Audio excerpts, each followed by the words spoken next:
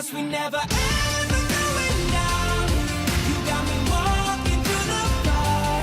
We don't catch a slide when we were young. Never run from the fight, now we come to the top.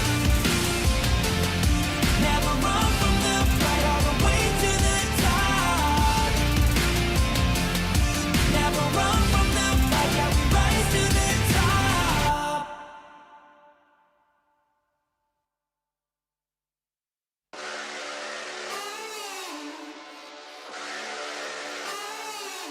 I'm burning up now, taking higher levels. I'm in a bad spot, trouble to my knees. I need a taste, sipping on heaven. You got me waiting, waiting for you. When chasing trophies got me ready, don't you worry. I feel the power, I'm the champion. You got me running for the glory. Good to let this go. Burning up now, nothing's gonna stop me. I'm going faster, wanna break away. I love the way it feels. It's the adrenaline, we're going all the way. 'Cause we never ever going down. You got me walking through the fire. We don't catch a slide when we were young. Never run from the fight, yeah, we come to the top. Never run from the fight, all the way to the top. Never run from the fight, yeah, we rise to the top. I'm on a rush now, winning, that's my focus. I need some ice, you gotta cool me down. I feel my nirvana coming closer. You got me waiting, waiting for you. When chasing trophies got me ready, don't you worry. I feel the power, I'm the champion. You got me running for the glory. Good to let this go. Burning up now, nothing's gonna stop me. I'm going faster, wanna break away. I love the way it feels. It's the adrenaline, we're going all the way. 'Cause we never ever going down. You got me walking through the fire. We don't catch a slide when we were young. Never run from the fight, yeah, we come to the top. Never run from the fight, all the way to the top. Never run from the fight, yeah, we rise to the top. Now nothing's gonna stop me. I'm going faster, tearing down the walls. Burning up now, nothing's gonna stop me. Oh baby, please, oh yeah.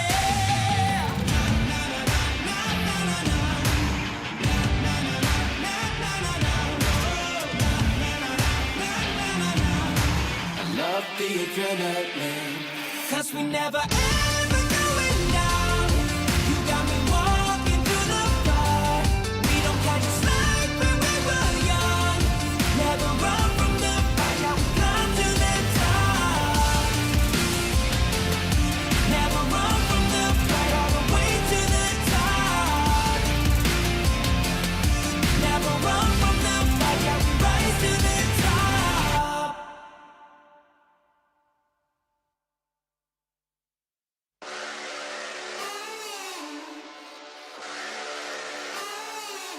I'm burning up now, taking higher levels. I'm in a bad spot, trouble to my knees. I need a taste, sipping on heaven. You got me waiting, waiting for you. When chasing trophies got me ready, don't you worry. I feel the power, I'm the champion. You got me running for the glory. Good to let this go. Burning up now, nothing's gonna stop me. I'm going faster, wanna break away. I love the way it feels. It's the adrenaline, we're going all the way. 'Cause we never ever going down. You got me walking through the fire. We don't catch a slide when we were young.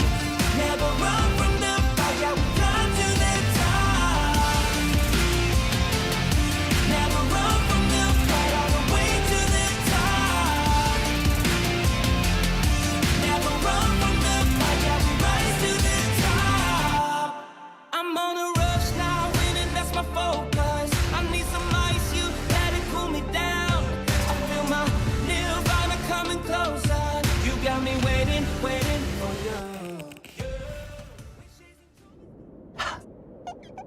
Let's go.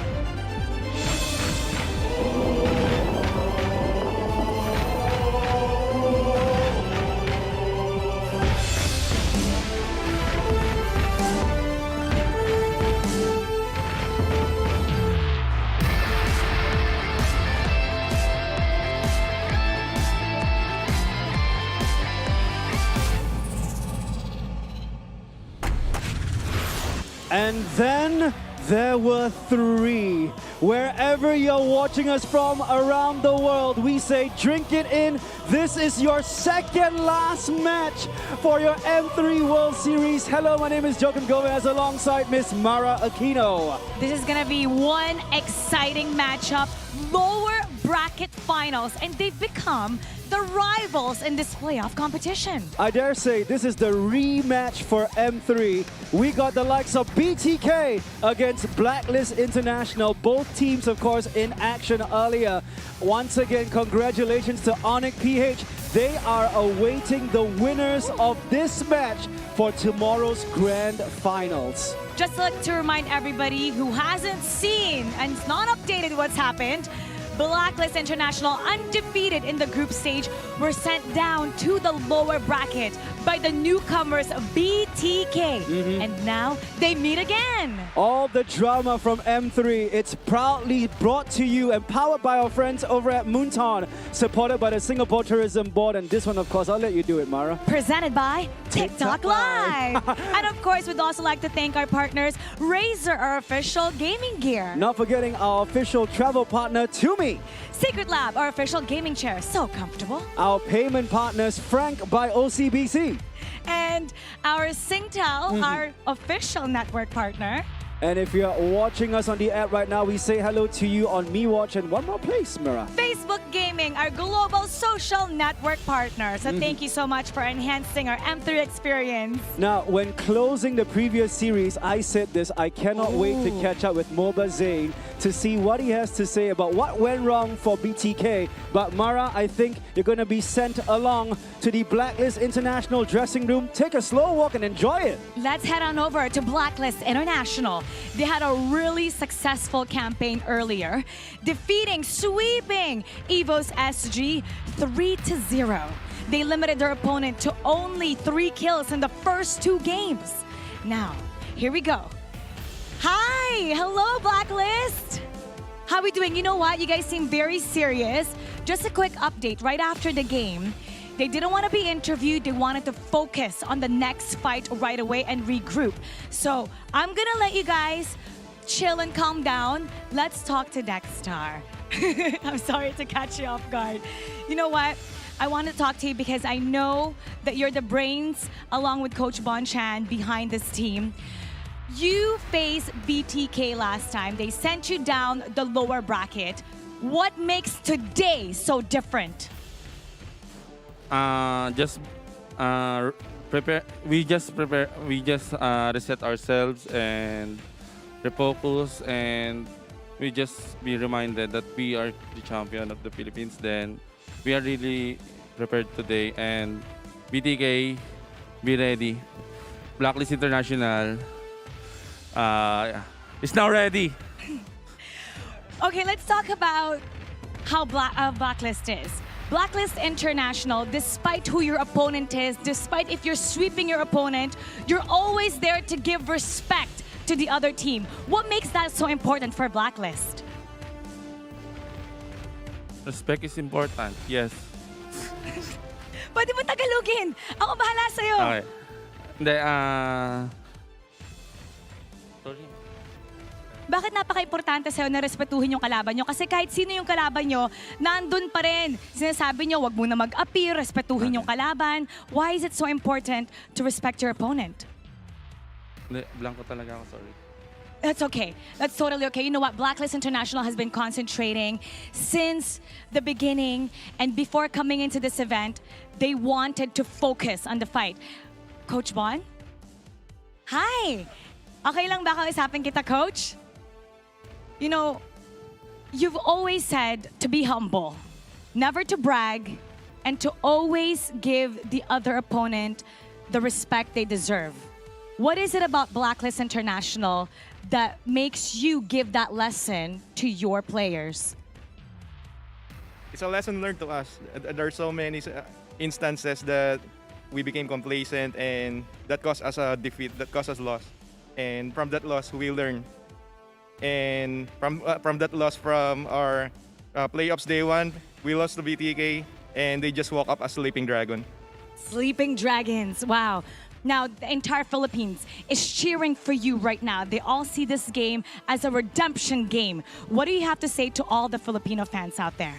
All the Filipino fans out there, just raise your hands, say we need your energy ball. Energy ball! The spirit bombs! Okay, guys. Let's all gather together. When I say protect the crown, you're loudest, all right? Break the code. Protect the crown!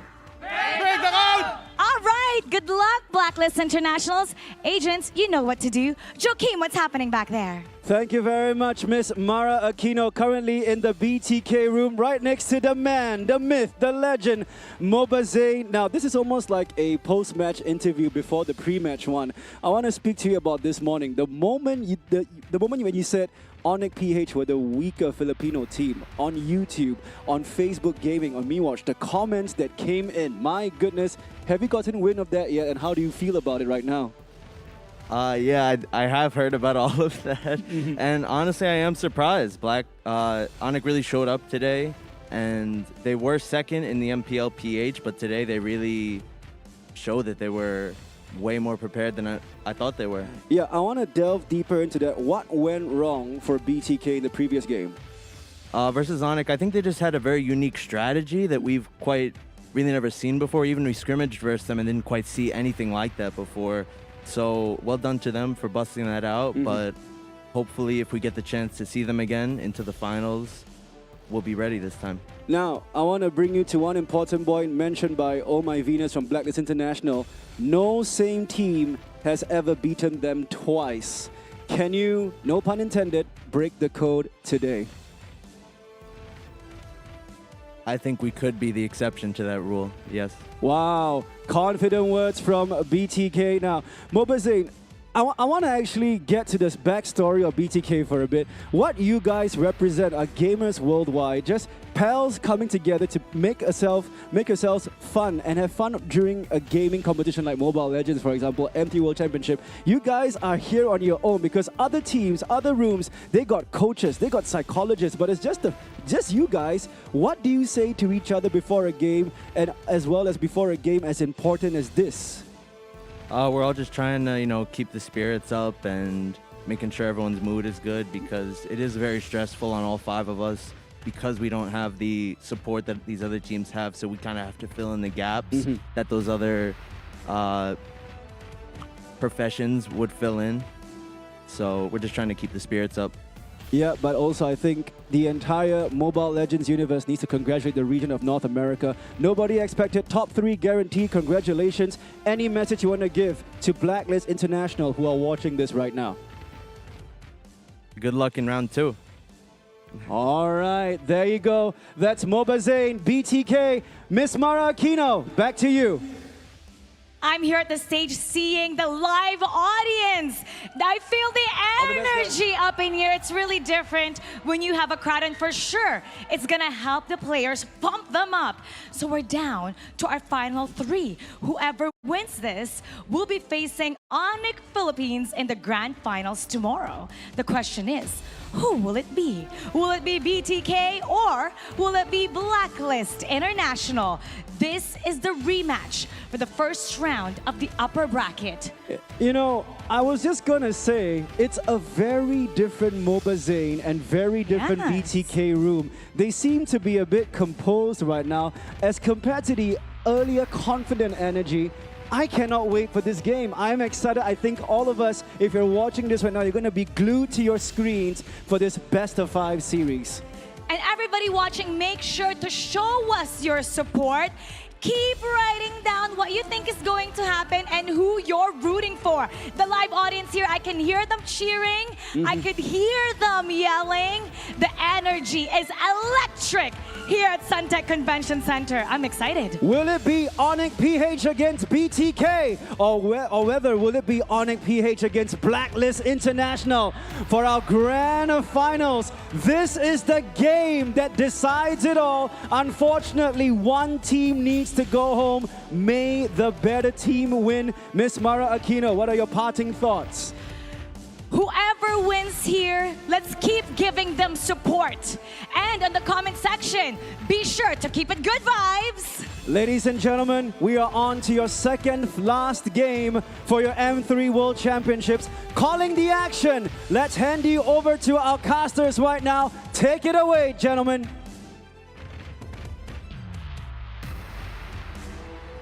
To the top, that has been the theme of M3 right here, and we are seeing the top 3 teams compete. Onyx Philippines already securing that grand final position now. BTK and Blacklist International will battle it out for that grand final position. Welcome to the caster desk right here. It is me, Mirko, joined by Leo and Lafel. This is the highlight match of the day. How are you feeling? This match is so storied. Who'd have thought that it would come down to a grudge match? Again, there's so much on the line. Ego, pride, regional representation. A country that's been dominating throughout the whole year may fall to a region that nobody ever expected to have this strong of an MLBB team. Yeah, and honestly for me, I'm just surprised he didn't call me Baby LaFell. But anyways, yeah, this is going to be an exciting match. I want to see how BTK recovered from this 0-3 loss from earlier today. Yeah, man, again, like you said, Leo, no one expected North America to be a threat here in the M3 World Championship. They flew over with a 24-hour flight to Singapore. Follow at visit_Singapore. Don't forget to use the hashtag #PassionMadePossible to share what you're looking forward to do here in Singapore, because these players, even though, yes, they are here for the competitions, they have been enjoying Singapore. And that's the main reason as well why they are able to perform here on the world stage. That comfortability, you know, that comfort coming in. But now, let's take a look at a quick update in the brackets for today. We already saw 2 crazy matchups. Again, BTK losing in that upper brackets, being sent down to here, and Blacklist with the dominant victory against EVOS. I can't believe we're at this point, because I still remember when all of this was blank. When all of this was just filled with the round 1 teams, and slowly but surely this is how we got here. Was not expecting BTK to last this long, and right now they are just 1 game away from that trophy. They did come in with such strong will. They were so confident we're going to take it home for NA. Now, they have 1 more to go through, 1 more hurdle, and boy, oh boy, is it one heck of a hurdle in Blacklist. Yeah, and right now we have to look back at history. Looking at BTK, every single series that they've played, they've at least it will be a 4-game kind of game. But going up against Onyx Philippines, it was 0-3.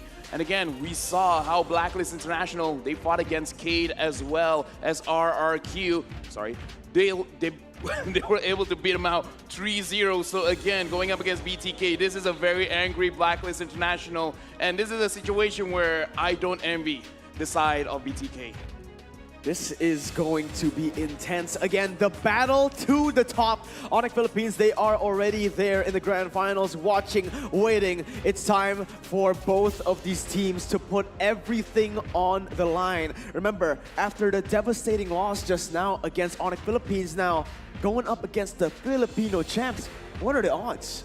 They have both changed so much. As Joachim said, it's a very different BTK. They're so solemn, so collected, so zen, if I may. And that's not who we know them from, right? For the almost 2 weeks of competition, let's see how they look right now on the battlefield. We're gonna see how they perform on the stage after that loss. But ladies and gentlemen, they're gonna make their way up into the stage. Let's get ready. The first one to enter the stage, it is gonna be the side of BTK from North America. This team is going to try to prove the doubters wrong once more, because on the other side, the sleeping dragons that are now awake, BLACKLIST International, the MPL PH champions. Right now, looking at both of these teams coming in from the side of BLACKLIST, I would say their face is calm. They have prepared for this ever since the first day of playoffs. Right now, BTK, they're coming in this time with full of respect. This time they know what the side of BLACKLIST, what they want to do. And I feel like after what happened earlier today, this is a wake-up call. But right now we have to see, for both these teams, they are fresh. They have woken up, but who is hungrier? This is going to be about drive, about the power. Who's hungrier right now? We devour. We devour, as they are going to be battling it to the top. And both of them very similar. Sleeping dragons, you know? BLACKLIST International going up, group stage dominating. In that top position, they felt comfortable and they got taken down. Same thing goes for BLACKLIST. They thought it was going to be an easy road. Onyx showed them reality, and now we're here. The main difference between BLACKLIST and BTK right now is BTK just very, very recently woke up. They had the reality check, and their kind of MLBB is just not as easy to execute, especially in the face of these titans from the more developed regions. Zia, Victor, Fly Chicken, Moba Zane, Shark earlier today suffered a 0-3 sweep. So now they have to recollect, and I'm not sure if a few hours is enough. Exactly. How much have they learned? How much have they corrected in a few hours? Honestly, I feel like all of these teams, they can recover very, very quickly, because right now, really, it is a situation where all of these sleeping dragons have woken up, and now we have to see whoever loses this, they'll be the Imagined Dragons. Right now, we're going to look at the player stats coming in. Fly Chicken, he had a very bad game on the Aldos, but the very next game, he used the Esmeralda, and he was on fire. And this is why I believe, coming in from the side of BTK, they can recover. They can get a winning strategy, and they can execute on this, because even just by one game, a lot can change. Not just that, across their run throughout the upper bracket, which is relatively short, again, they played very few games compared to BLACKLIST. They also evolved in the sense that Fly Chicken is now a dedicated gold laner. Victor is now in the EXP lane, and they're slowly starting to show their cards. Moba Zane's Roger, in most cases, is actually insane. Yeah, for sure, man. He was still at the 100% win rate just now until they got beaten up by Onyx PH. But what we do need to remember here is the big problem for this team, the hero pool that has been exploited by Onyx PH. On the other side, though, we have Haji, Edward, Oheb, Wise, and Oh My Venus. This team, again, they've dominated MLBB for the entire year. Back-to-back MPL PH champions, MSC runners-up, MPLI runners-up, and now they're looking for that title. The true test here for BLACKLIST International is to live up to that name, International. Finally show up on the world stage. Twice already this year, they've suffered heartbreak at the very top, and they're one step away from, again, trying. They are the best at what they do, arguably in the region, nay, the world. They're the most innovative and most talented at their roles. They even have a little switch up there between Haji and Oh My Venus. How is BTK going to go up against now the refined and more respectful? I hate to use that word, because I know that there's respect between these two teams. It's more of just a refined respect wherein I know what you're capable of, so I'm not letting my guard down. I like that word refined because again, Blacklist International, it is, I would say, a hidden gem that they move to the low brackets because they get to play more games. Playing more games, more practice. With more practice come more experience, coming more comfortable on that stage. So right now between both of these teams, we know that Blacklist is the more veteran team, but even more so on this M3 stage. Looking at Wise, he himself as a jungler developed so much throughout this M3 run. I would say he's really making a case for himself that he should be super respected because I feel like a lot of people is sleeping on this man, even though, again, Blacklist International has been royalty in MPL Philippines. Absolutely, but now it's time to take a look at the team head-to-head. BTK and Blacklist, this is a one-sided stat line, all going across to the side of Blacklist International. Now, this is interesting because usually when we see BTK put against Onyx, when we see the first time Blacklist put against BTK, these teams had, you know, it was even on the board. If not even, they had some categories where they were actually able to get the victory here. But this time, it's a completely different story. This is a refined version of Blacklist, refined version of BTK heading up against each other. Both like to brawl, both like to stick together. It's all going to come down to the execution. Yep. I mean, two things as to why these stats might be skewed this way. Number one, Blacklist had so many more matches. The sample size is so much bigger for their excellence to show through, and BTK, these stats have been changed just by that one series against Onyx PH alone. Well, let's see. It's time to take a look at the keys to victory for BTK. Number one, you have to prioritize Z as hero. Create space for Mobazane, focus on map awareness, and disrupt the flow. I feel like this is going to be the most important key right here. Disrupting the flow of Blacklist International. Many have tried. Everyone almost have failed, especially in the second time, all right? Considering that Blacklist, they have a way of just forcing their playstyle onto enemy members, onto the enemy teams. This is the huge point that was able to get BTK the victory the first time around.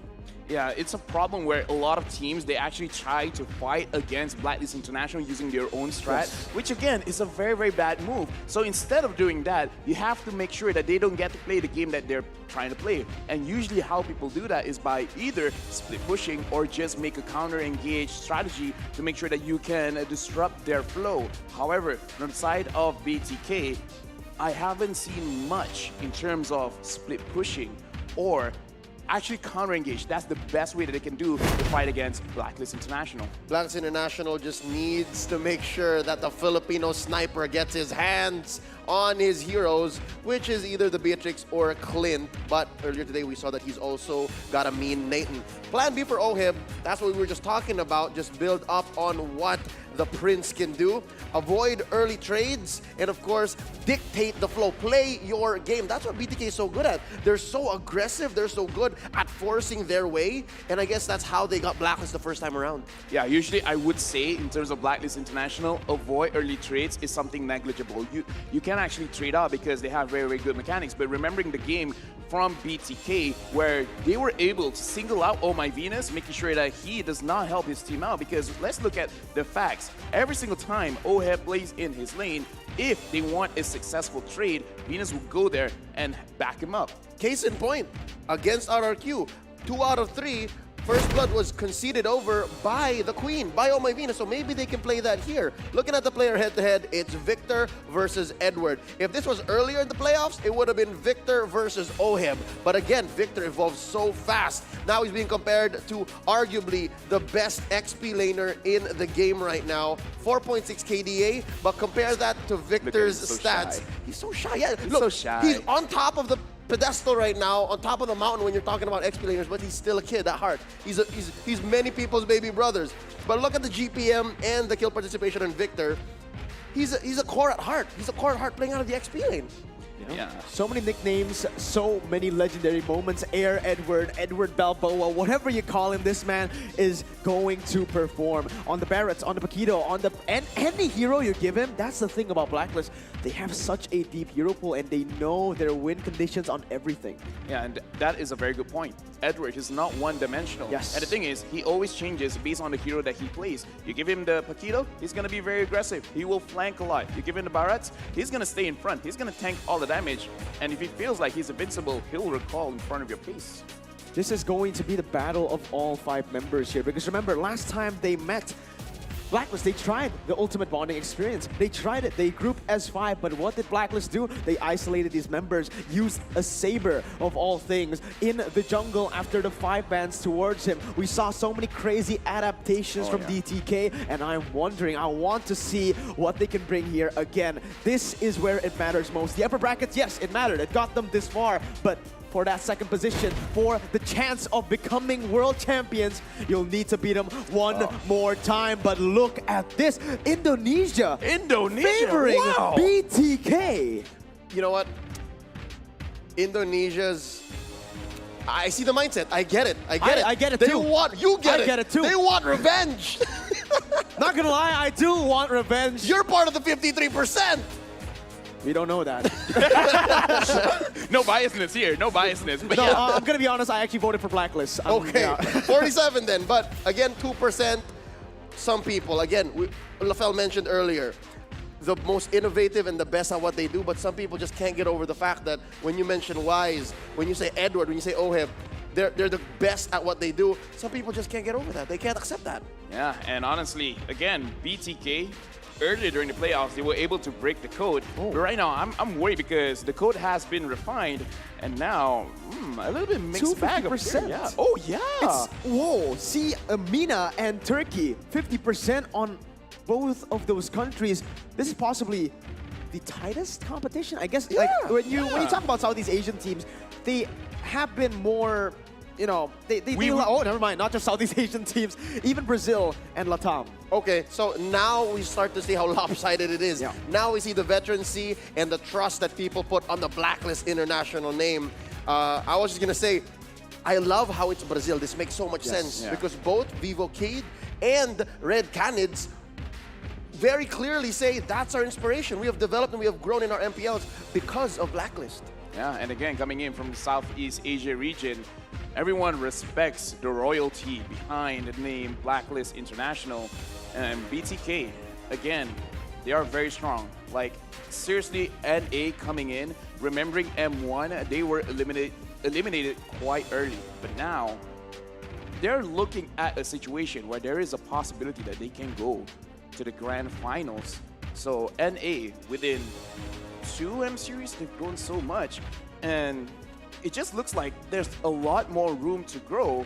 And I hope it becomes a situation where an MPL will be established there. This is the new Burmese Ghouls. You can kind of say the story very similar. No one expected the Burmese Ghouls to be a threat in M2.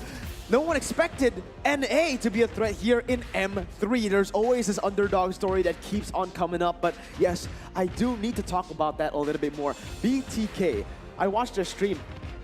Before going up into the scrims against the Southeast Asian teams, they were nowhere near this level. They mentioned it themselves, Fried Chicken and MOBA Zane in their stream.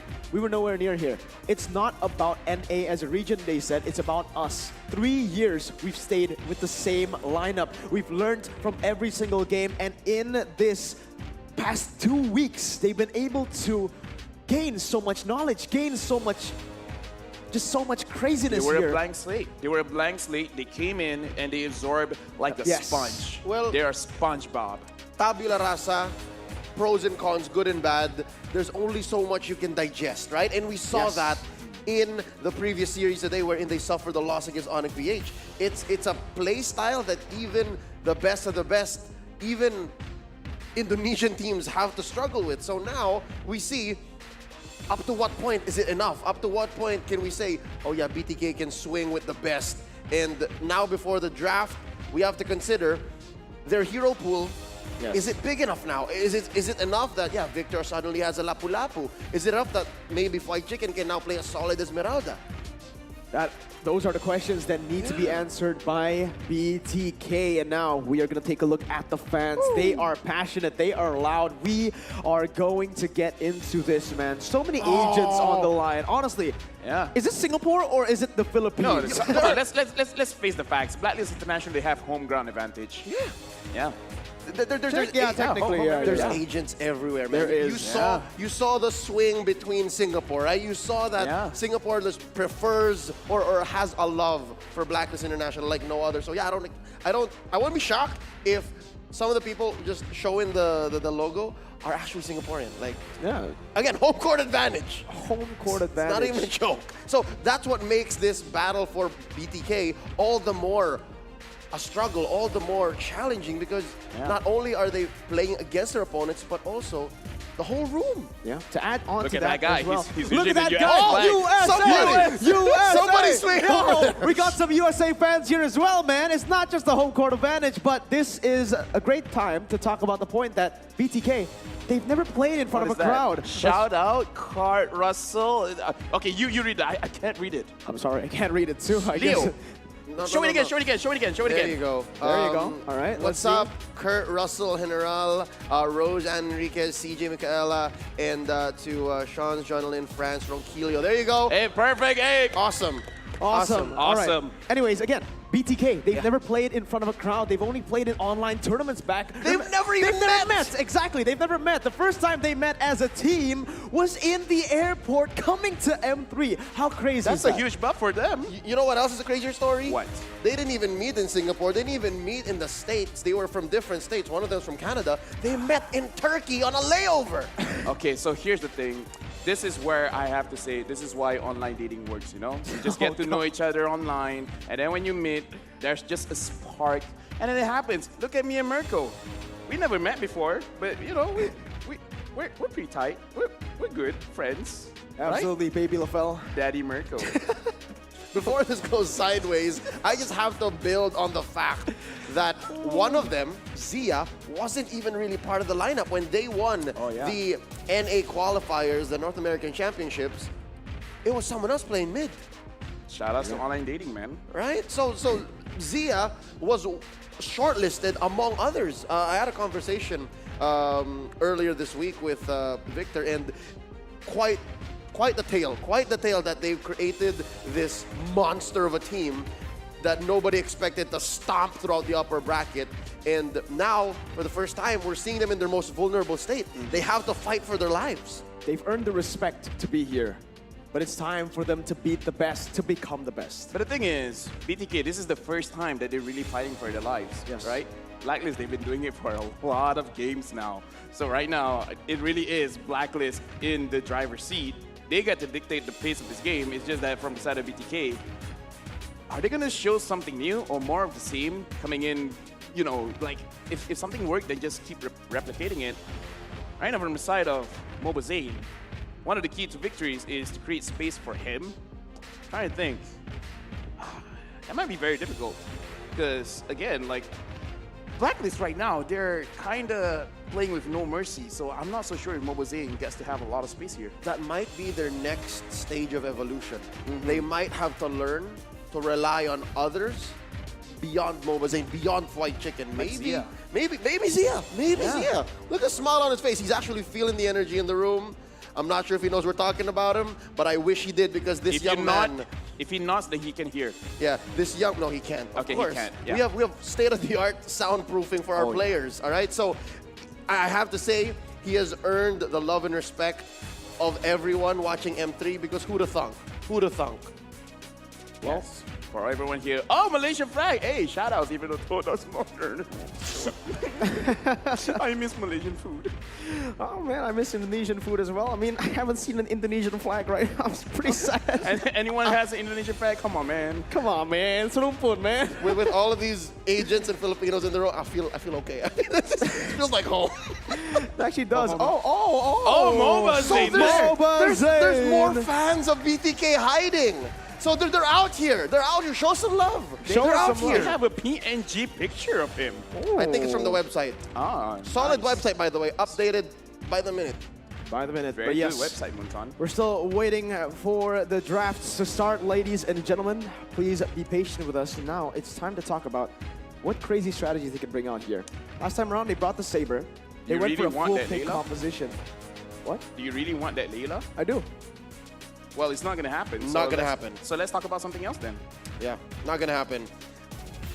Besides learning to play around Zia, besides learning how to put trust in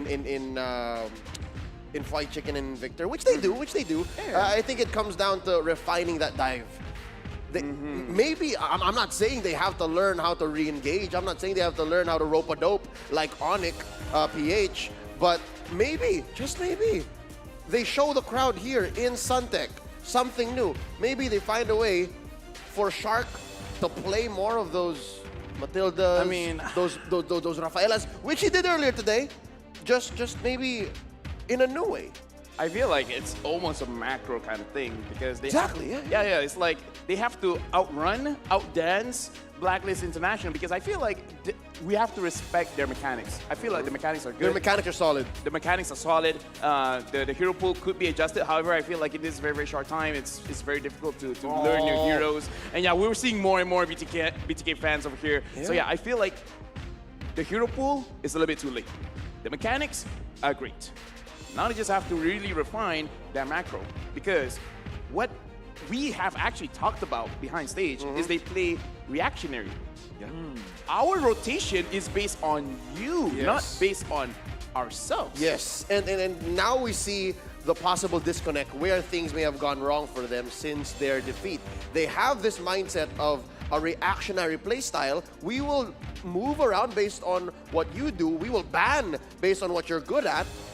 But our intentions is to dive you hard, is to be aggressive, is to get in your face and dictate the pace. So where is the disconnect? If they can bridge that, if they can find a way to make that work, then, you know, Bob's your uncle. Well, in this case, BTK. SpongeBob. SpongeBob sponging, taking everything, absorbing all the knowledge from all the other Southeast Asian teams. Full circle. Full circle coming in. But we are 1 minute. We have 1 minute left until we enter the drafts. This is going to be a very interesting draft because BTK, they've definitely learned. All right, I was actually in the lift with them going downstairs. I heard their conversation a little bit juicy. I'm pretty sure they're going to ban the Yuzan. I'm not going to lie here. They do not like Who's the that? Yuzan. That was Edward. Oh. They don't like the Yuzan, especially Moba Zane. He felt like it just completely nullified their entire composition, making it messy, making them unable to go for these brawls. Hey! You know, it's good to see, even though RQ... There's a reason why. There's a reason why this is a world championship. All right. Yeah. We may have a relatively small crowd as compared to years past of esports events, but it's still a world championship. So we appreciate everyone in the arena, everyone at Suntec. It's okay. Every person here, their passion can make up for 10 people, man. True. So we have 1 million people here. Well, actually, no, not really, but you know. Math doesn't check out, but we appreciate everyone. Yes. Thank you, Leo, for covering for me. Anyways, I got we're going you. into 5 the- seconds to the draft. I got you. All right, well, it's time to just get ready for the draft. Are you guys ready for the draft? Game number 1, Blacklist and BTK. Let's get straight into it right here, ladies and gentlemen. I think it might be the Yuzong band first. Nope, let's see here. Estes, Aldous, and Clint for the side of BTK. Blacklist still going with the 2 bands, perhaps even 3 bands towards Moba Zane. If they are going for another Moba Zane band, it should be the Roger right here. Looking at the bands right now, coming in from the side of BTK, not really showing much. It's just that they're really focusing on certain heroes from the side of Blacklist International. Oh, that eye hit me. Sorry, the light hit me. Anyways, from the side of Blacklist, again, they're probably just focusing on Moba Zane. However, I feel like this is a situation where Blacklist is not really showing their cards too much as well, because we see how Onyx Philippines deal with it. They open certain heroes like Nathan to really force out the side of BTK to play their usual heroes, where Onyx Philippines, they know how they play, so they might as well just counter the play style instead of countering the heroes themselves. Is this a bait? Heave has been left open here. I feel like it's a BTK, bait, yeah. they can take it away right now, but remember that Yuzong, just like I mentioned, might be in the sights of Blacklist International. Yep. Blacklist can swing back with the Yuzhong and something if BTK does pick up Eve. But instead, no, they're looking to neutralize the Filipino sniper, picking up the Beatrix. And I was going to say, as soon as I saw Blacklist ban out the Nathan, what does this leave Oheb with? Yeah. Honestly, okay, so let's talk about this. Let's talk about this Beatrix pick, because the way that White Chicken used it and the way that Oheb used it is very, very different. Oheb, he likes to play from far. White Chicken, with this Beatrix, he actually likes to play in front of your face. So from the side of Blacklist International, they have to be careful whenever they're checking a bush, because White Chicken can actually delete you. Even though they're formed behind, as long as he has that Blade of Despair, it's not going to be a good situation where the squishies open up the map. Oh, but BTK actually picking up the Cho here for Victor once more. This might be the tank emblem Cho like we've seen many times from Victor as they are going to try to close out the drafts. Now, again, the Yves has been picked up for the side of Blacklist International with the Paquito as well. BTK, do they want to go for a pick like the Barretts, perhaps the Yuzong with to cancel that Yves out? Or perhaps do they want to go for an Esmeralda and put this Cho into the hands of Shark? We haven't seen it so far, but maybe they've learned in this time. Oh, Granger in the first phase. This early on, could have gone for the Roger, but BTK seems to have a new plan. They have a new game, and honestly, I'm stumped, but maybe LaFell has thoughts here. Right now, they're showing their hand. They want to kite things out. They have the Granger, they have the Beatrix, a lot of long range. Again, I just talked about how White Chica he actually likes to play close, but they have Peel coming in from the side of Cho. So I think the idea that they have right now, Blacklist, with the Ube strategy, they want to chase. So we just run away, but while we run away, we're going to attack them. And we do have to remember, this Granger did give a victory on the side of Blacklist International, but for that one, Blacklist made a lot of mistakes with the Matilda initiations. Yeah, so it's another different story here. Completely changed. Your team is banning. Completely changed the narrative, but just as I say that, there's a Matilda. It's the same. You're right. So has BTK checkmated the queen here? Did they force the Matilda onto Oh My Venus with the same intent? We're about to find out. Going to the second phase of the bans here, the Yuzhong's still out there. The Yuzong is still up there. The Esmeralda as well from Blacklist International. They need to get that out of the hands of BTK. Sure, they have picked up the Cho. We haven't seen the Cho go anywhere else except for the XP lane, but maybe they have adapted. This might be the chance for them to pick up something. Because look at this. It's so worth it. If Blacklist leaves that Esmeralda open, are you telling me they won't go for it? That is a Yves and a Matilda.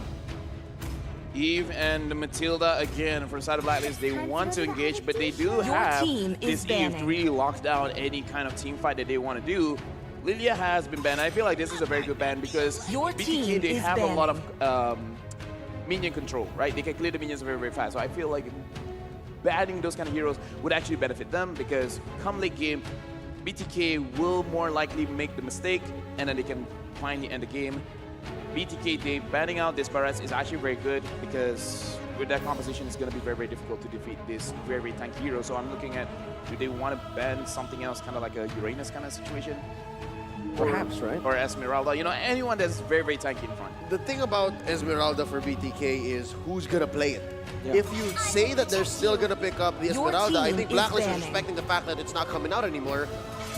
Does that mean Zia has learned how to play the Beatrix? Yes, exactly. Right? That's what I'm trying to say. Are they going to evolve that quickly? That's the thing. That's what I'm trying to say here. Maybe even the Cho going into the hands of Shark. That's how crazy this draft can be, and that is why these flex picks are just so good in the first phase. But again, BTK, every time they pick up the Beatrix, it has been for the gold lane. Every time they pick up the Cho, it has been in the XP lane. So they're going to have to do like a crazy, crazy adaptation to be able to pull that off. Right now, I'm looking at Blacklist draft and what BTK wants to do. This is a very dangerous game for BTK if suddenly Oheb picks up an Alice, because if he dives in, they're not going to be able to run away. Exactly. And, yeah, even though if they will get knocked out by the Cho, it really doesn't matter. It doesn't matter. She's still singing that Blood Ode. But the question is, who's Blacklist holding back? And it looks like they're still missing that hero on Wise. They're keeping Wise in check to try and answer that early Granger. The Yisun Shin has been banned. Aldous, Barretts, and Hylos as well. This is... They're using their draft against them. Blacklist International and BTK. This is intelligent drafting right now, but we are going to take a look at what BTK is going to go for. Something tells me Bane. Bane for BTK? No, Blacklist for Bane. Exactly. Look at this. This is the... That's the only thing left open. Yeah, this is the MPL Philippines Season 8 finisher, right? The Eve, the Matilda, and the Bane. That's nasty. So if BTK doesn't pick up on that, then they might be on the receiving end of a deadly catch. Oh, let's see. For the side of BTK, it is the Grok and the Selena pickup. And now Blacklist with the Bane open. Do they want to go for it, or perhaps do they want to go for a different jungler here? Right now, BTK, they really want to go full-on aggressive. So apparently they're not going to kite. They're just going to use all the early game advantage that they have. Wesker on this Beatrix, Granger having that very early power spike, Selena and the Grok. However, from the side of Blacklist, if they can wait this out, then they're going to lose a lot. Yep, Zia is making his debut on the Selena. never played it in Yeah. M3.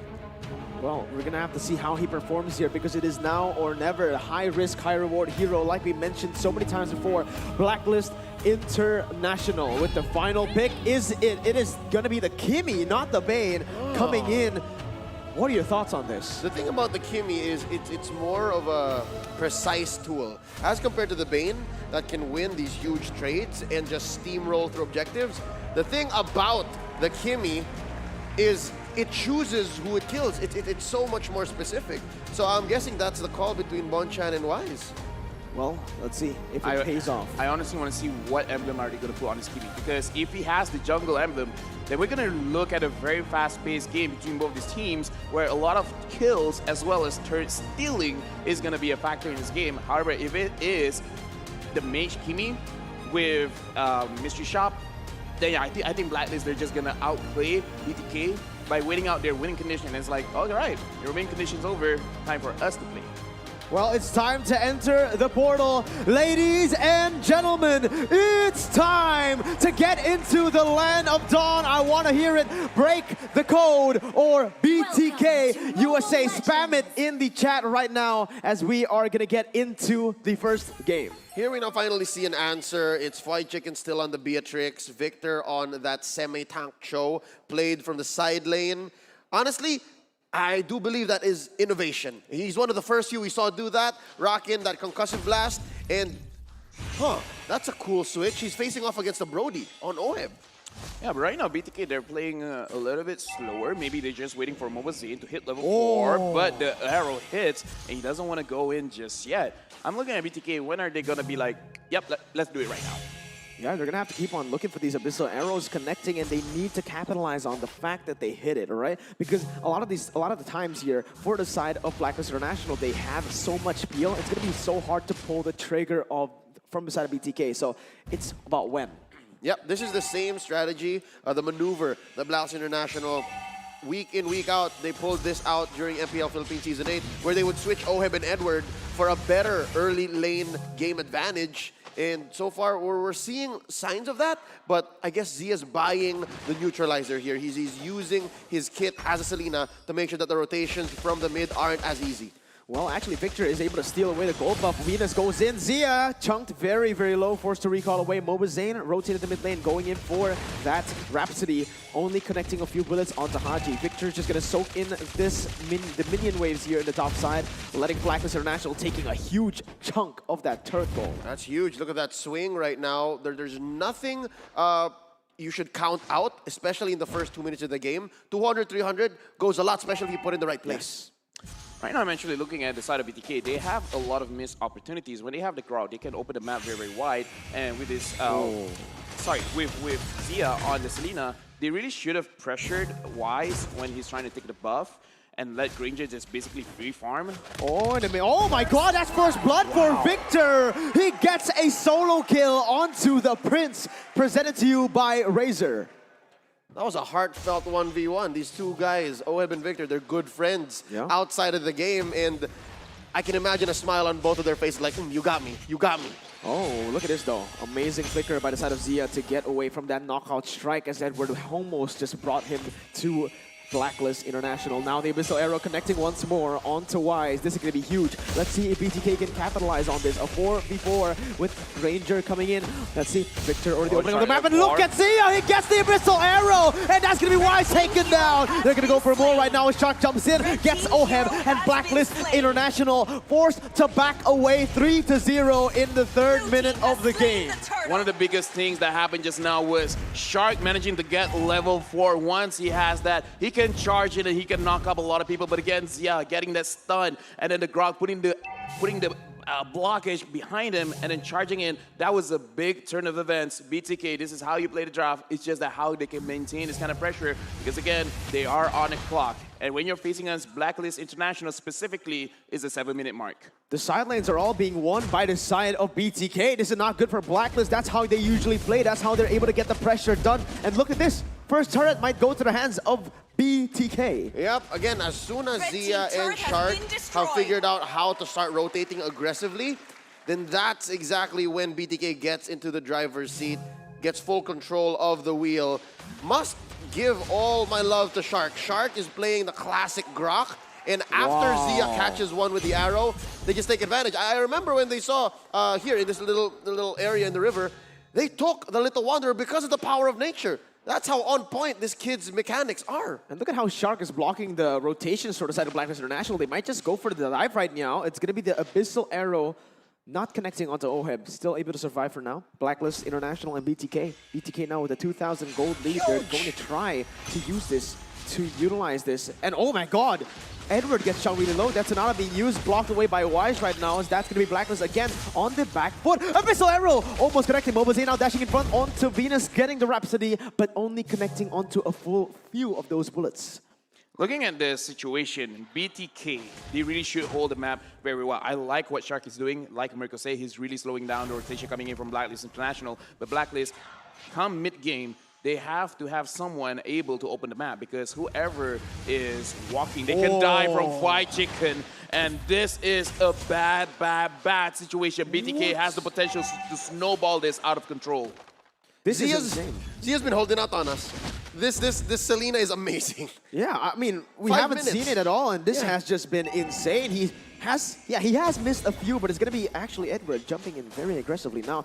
BLACKLIST International with the start onto this turtle. Mr. Arrow will not be able to connect right there as Haji pops in. That real-world manipulation. Now Death Sonata being able to change and go for the poke, but BLACKLIST International is going to get that. BTK not responding with anything. Oheb going in, trying to hit Victor. BTK going for that mid lane pressure instead. Conceal. You left Fried Chicken for 2 minutes, he takes 2 turrets. Look at that. Oh my god, That's I a didn't good notice trade, that. yeah. The thing is, with these trades on the board, BTK, they like playing this. They're getting pressure on the map. Tier 2 is definitely much more worth it than a turtle. Yep, and you can't even convert the turtle into another team fight because both teams decided to take it slow. So, Fried Chicken, amazing, taking advantage of this hero's kit and his position on the map. Well, let's see. BLACKLIST might be collapsed on here, as that's going to be the Torn Apart Memory used early. That is a big resource being popped already, and look at the damage. That's going to be that's the tier 1 turret, as Victor goes in for the way the Dragon, able to connect onto Edward right now. Look at the wild charge! BTK are on a roll, 4-0 right now. Yeah, this is perfect.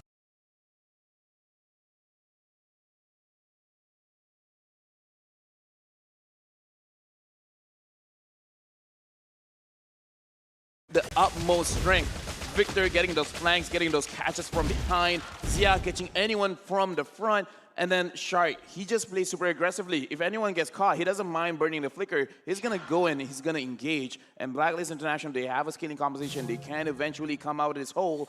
But if BTK keeps getting these turrets, choking out BLACKLIST International from their... Wait a minute. Hold on. Oh, Venus goes in for the Circle Eagle, bringing in Oheb, look at a flicker coming in, and the disengage from Shark is going to be the kill picked up right now as an all-out fight breaks loose. Zia, caught in the bad situation, still able to flicker out of that one, but look at the health bars from the side of BLACKLIST. That's Sonata coming in to snipe them down. Edward going to the Mobazane. Oh my god, going to be able to take the damage with the real-world manipulation. That's 2-0. Oheb going in for the stun. Victor still able to get away, and that is just a beautiful trade for BLACKLIST, putting themselves on the board. Could have sworn Haji was in the real-world manipulation for an extra 10 minutes. Yeah. That was going on forever. He was drawing lines across people. Could have sworn it went off the screen, but truth be told, that was a great engagement by BLACKLIST International. They knew the limits of their heroes, they knew the limits of the rotations, and they were not scared at all. Omar stayed at the cusp of that border, and right now they bought themselves quite the lead. And it's waiting to happen. The swing is going to happen, and there it is. BLACKLIST back in this. Yeah, and we have to look at itemization over here. Wise can deal a lot of damage. One, because he has that Ice Cream 1 to slow everyone up, and because he already finishes going 1, anyone staying in front, say the Grok or Victor on the show, they're going to burn for a lot of damage, and it will deter any kind of engagement coming out from them. But from the BLACKLIST International side, we have to look at Haji. If he can drop this real manipulation onto Fried Chicken, then that's great. That's amazing, because you need to take care of this Beatrix first, because before she becomes a problem. Both of these teams need to play towards their winning condition. BLACKLIST International were finally able to force their playstyle upon a BTK, going for a 5v5 fight. BTK, once again, they need to isolate these members. They need to be able to pick one by one, utilizing Shark and Zia. Those are the two engaged tools that you need to utilize. If you keep on going in like that, it is not going to be good. As soon as they read where Zia likes to put his arrows and his traps, it'll get a little better for BLACKLIST International. But until then, BTK can actually still just rely on White Chicken with that Renner. Oh, Edward. I'm interested how they're going to use this flank. It's such a great position by Edward. Yeah, but look at that. Actually, the missile arrow connecting onto Oheb, that is going to give them a little bit more time to reposition themselves. Huge, again, by Zia, going up against his Filipino brethren. Oh yeah, the Phil Canadian sensation in Zia, just flexing on us, suddenly showing us a Selena like no other. It's different. It's a good mix between Sawo's Selena and the Selenas of other teams here in M3.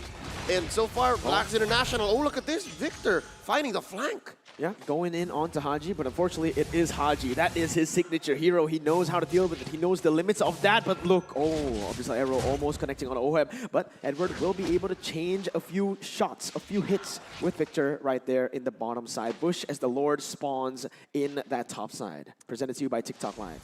I like money. Let's talk about the goal of fear. BLACKLIST International, they're in the lead, and this is not what you want from side of BTK because they have the scaling composition.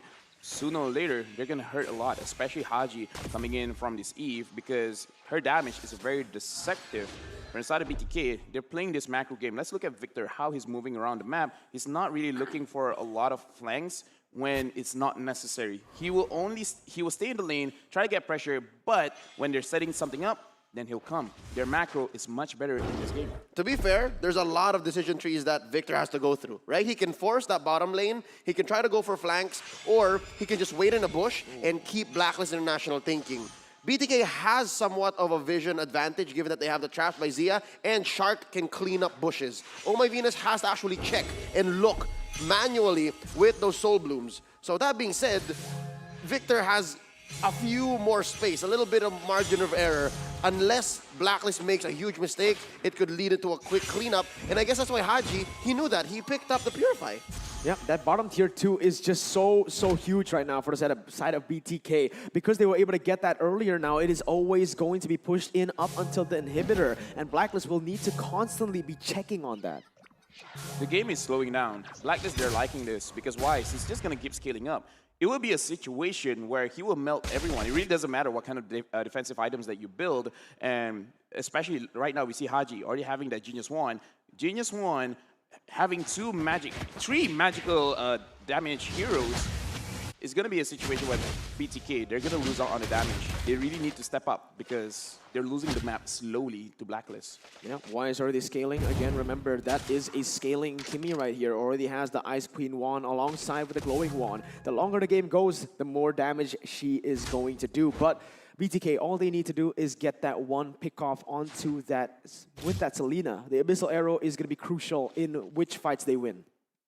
Look at itemization right now. Wise has more items than we thought. He already has his Genius Wand, and on the way, creating that Winter Truncheon. And from the side of BTK, White Chicken, he has a lot of damaging items over here. He has the Blade of Despair as well as the Hunt Strike. So he's going to be very, very strong. He's going to be very, very tanky as well with that Brute Force Breastplate. But this is a much more patient BTK. It almost looks like a little bit scared. I don't know how to think about this. Yeah, unlike their name, they're not thirsty here. It seems like they're very, very patient. Yeah, they played the first 3 minutes perfectly. And then they're like, okay, we have a lead. What do we do with this? Oh, that's Sonata actually taking a huge chunk of Haji's health, and this might be the setup for the Enhanced Lord. Yep, it is. BTK already starting this up. Haji has to recall, forced to recall right now. And if they take the fight, it might be bad. Let's see how they position Haji here, because that is going to be the name of the game. Abyssal Arrow connecting onto the backside. Ohem's going to get connected too. It's going to be the Yeeve going in for the real revelation. But look at the damage coming in. Zia still gets away. The Lord has been taken down. Wise picks up the kill. A double kill actually right now as Victor is forced to run away. But it is a 2-kill lead for BLACKLIST for the trade-off onto that Enhanced Lord. That's a good question to ask. Is it worth it? The 2 kills for the Enhanced Lord. Looking at BLACKLIST International's lineup, I'd say yes, they'd make quick work of this Lord when it does come out in about a second. Down bottom, they just need to send one or two, maybe Wise and Oheb, Wise and Haji, and then they look for the next big one. Again, every time that there's a huge team fight, a huge trade, where BLACKLIST International isn't completely losing, and they're gonna scale up, that's slowly a win. In fact, look at Edward. Edward actually faced off 1v1 against White Chicken in the back. He tried to fight against that Paquito. It's not working out. He will outdash you. He will go to your face, and he does a lot of more burst damage. So yeah, they're really scaling up. Even Edward over here. A very tactical game so far for both of these teams. But look at White Chicken. He's waiting in the bush. He has the Wesker out. Oh my Venus doesn't walk into it. Very, very good call by him. He knows what to do in these situations. Shark will be able to zone away the members of BLACKLIST International. White Chicken going in. Abyssal Arrow won't be able to connect. Venus doesn't pull the trigger just yet. Mobazane goes in for additional damage. Real world manipulation. Oheb flickers in. Unable to get the damage done. Torn apart memory has been used, but nothing much more. Victor on the flanks, unable to get anything for now, as both teams will again just move backwards. But look at that bottom side wave pushing constantly. Right now, BTK, they're trying to win this out through macro. Because again, like you guys said, they have a lot of vision of here, especially when they have this Lina. Aji have to be very, very careful. And BLACKLIST International, they are waiting for engage, but they're actually waiting for Haji to set the engage. So as long as BTK understand this, where Mobazane, he just has to keep his own distance, I think they're going to be fine. Yeah, look at the wave clear from both of these teams. They're playing the macro game so well. It's been a tactical fight for both BTK. But look, White Chicken, this is the strength of this Beatrix. That huge wave clear and that huge siege potential. They need to be able to utilize this more. They have gotten a few turrets because of that, but it is not going to cut it if it's just 3 turrets. They need to take more here to get control over the next Lord. Yep, and so far BTK, for the past 5 minutes, they've slowly become more confident in actually splitting up. There we saw a moment where it's 1, 3, and 1, right? You see Victor, you see Zane, or sometimes you see White Chicken apart. I'm guessing BLACKLIST is just looking for the window wherein BTK doesn't get to respond very quickly. Given Shark's ancient gift, just by sticking to a wall, he moves so fast. So the response time on their roamers is so high right now, and that's why nobody is willing to take a quick fight. Nobody's risking it. Oh, blind. Menace Rage there. Interesting. Yeah, but looking at this as well, BLACKLIST International, let's see how they respond. They're moving 2-2-1. Haji is always being guarded by one of them at place. Oh, but look at that. Zia. Yeah, Venus going in, but it's going to be the flicker used out by Zia right now. Edward is still waiting as well. This is going to be the battle of the positioning. Victor is going to be able to spot out Edward in that bush. Doesn't go for anything right now as Edward just goes for the wave clear. Venus, once again, opening up the map, gets a very good position onto BTK. They're forced to play on this bottom side where BLACKLIST controls that top side. Minute by minute, I can see that maybe BLACKLIST International is slowly reading the movements of BTK. They're getting better and better flanks. They're reading Zia's arrows a little better, but at what point will that dive or will that engage off of Oh My Venus turn lethal? Because we've seen it again and again. BTK somehow knows BLACKLIST movements as well. They can read them. And look at that. They knew. Venus, we know you're there. Yeah, they're downloading both of these players, both of these teams. They're doing so well right now in the positioning game. Victor, though, he's looking for something. He has the flicker. Will he go for it? No. Haji spots him out, knows exactly how Cho plays, and instantly, that is a beautiful read. This is a situation where BTK wants to pick them off, but how can you pick someone off when everyone has a bodyguard? Only Edward doesn't need a bodyguard because he himself is a bodyguard, but other than that, everyone is moving in a 2-man unit. So even if you do get someone, even if you do try to engage, the counter-engage coming in from BLACKLIST is very good because if we can actually draw the map, you can look at the pathing coming in from BLACKLIST. They're always moving at a certain perimeter where in case anything happens, they're more or less a flicker range away so they can always re-engage, and this is why BTK, they're having a hard time as well. Oh, let's see. Venus is already going to go on to Mobazane right now with the real information. Is going to be able to get him down, and that is going to be a 1-for-0 pick. The jungler for nothing. BLACKLIST International going in for the Lord right now. BTK, do they want to contest this? Honestly, they can't. Edward already going for the knockout strike. Able to connect on the Zia right now as he's able to get away, but White Chicken goes in with the Nibiru's passion, able to get Venus very, very low. The Lord has been chunked down. Victor tries to open up the map, but it's not going to be for anything. He needs to run away now. BLACKLIST International on the chase. Victor is trying to get away, but look at the damage coming in. They're going to get collapsed collapsed on. They're going to get sandwiched. Edward on the damage. Victor has to win. The Dragon will be able to connect onto it, onto Edward. But look at Venus. He's looking for the engage right now. Going for the Circle Eagle. Will be able to pop the immortality right now as Fried Chicken just does his best in the backside. But we're going to turn up our memory. Able to get just everybody there. And that is going to be the 2-for-0 pick off for Blacklist on top of the Enhanced Lord. Edward, he's going to go under the base, forcing Zia to flicker. You thought you were done, but not quite yet. Edward Balboa has a little left in the tank. An amazing execution by Blacklist International, coming in, not conceding a single death. They were able to get the Lord and eventually pick off the perfect targets. Could have sworn Victor should have gotten away. I think Victor thought that they could kite. I thought they were going to go for a back. A re-engage because Fried Chicken was there, but apparently not. Oh my god, what is this? Winner Structure being used by Wise, but it's going to be him taking the kill down. Shark gets the pick off. Now Mobazan in the run for the hills. He's going to be knocked out of the real world equation in a kite against Venus. Shark comes in, but in the bottom side, there is an all-out fight. Fried Chicken gets a 1v1 over Oheb right now, as that is going to be a 1-for-2 trade. Edward now into the base. Inhibitor turret number 1 going to be taken away by Edward as Victor goes to put away the Dragon. On the top side though, Haji losing out in a 2v2. It is going to be the full-out defense for BTK, but they've lost inhibitor turret on the way to be exact. Top and bottom. Oh, wait a minute. This might be the end right here. Mobazan going to be able to clear out the waves, but look, so much HP taken away from that base. Yep, and even mid-tier 2, they're going to threaten this unless BTK gets back on track. Essentially, what Blacklist International did is they baited them out. Look at this! He goes underneath. He's not done. He's going to survive. Oh, he's feeling the swag. He's feeling the swag. That's why they call him Edward Balboa, baby. He shows up when it matters, going in for the flicker flank onto Moba Zane. Still 0-3-4, by the way. Here in the crowd cheer is amazing, but right now, actually looking at this game, they were quiet for a very long time, but after that Lord, it's just non-stop action, and BTK, they're playing to their win condition, they're trying to pick someone up. That is the time that they get the kills, but realistically, you don't get that chance all the time, and Blacklist International, Edward is being a problem. 1-1-1, doesn't look like a crazy kill score, but he is super strong right now. How can you deal with this Edward BTK? Man, BTK, they need to go for a desperate fight now. Fried Chicken has been taken very low. Edward gonna go to the backside, gonna be able to pick up the kill with the helmet of Haji right now. As Ohem targets the base, there's nothing that they can do, and Blacklist will lead the series 1-0. BTK unable to break the code on their first go right now.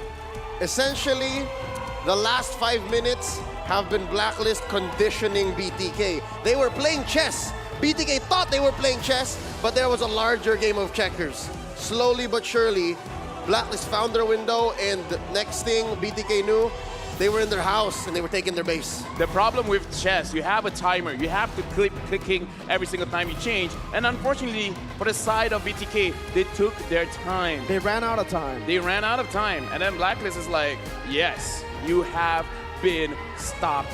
We're gonna take you down. We got the damage. We got the tankiness. You cannot beat out Edward Balboa. You're gonna be smashed. Wow, what a performance, a statement in the first game, but BTK, they showed why they deserve to be here. That was an amazing tactical Mobile Legends game, something that we haven't seen a lot in M3. Yeah, no, something that we haven't seen from them. So in the pre-game segment, we kept talking about BTK's gotta evolve. For them to stand a chance here, to fight for their lives, they have to evolve, and boy oh boy, in this game 1, in this best of 5, did they evolve? This is a very, very good match. I can't wait for game number 2, an amazing game 1. It's time for Gideon and Wolf to say their thoughts.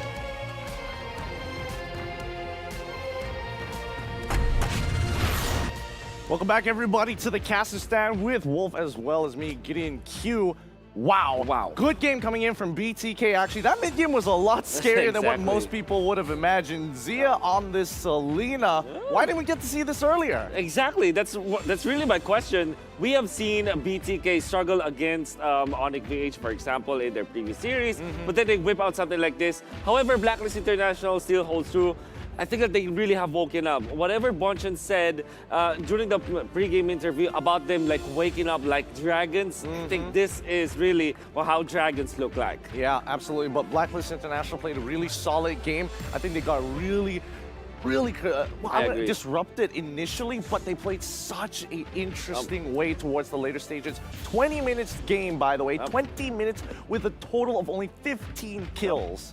And you can see that in the first 4 minutes of the game, it was actually BTK having a 3-0 kill lead as well as a 2.3 thousand gold lead in this game. They were actually in control and they were getting all of the kills that they needed. They were shutting down Wise as well as OHEB. In fact, there was a time where across the map, there were solo kills that BTK were able to get. But Blacklist International, come the 7th-minute mark, it's just their timing and they hit it perfectly well. Yeah, and the punishment that OHEB took on that top side of the map, absolutely brutal, but you gotta give it to them. Blacklist International, I think at this point of time, you can understand that they had some very clear win conditions, most importantly, holding on to Haji's real-world manipulation, one of the bigger win conditions for the team fight.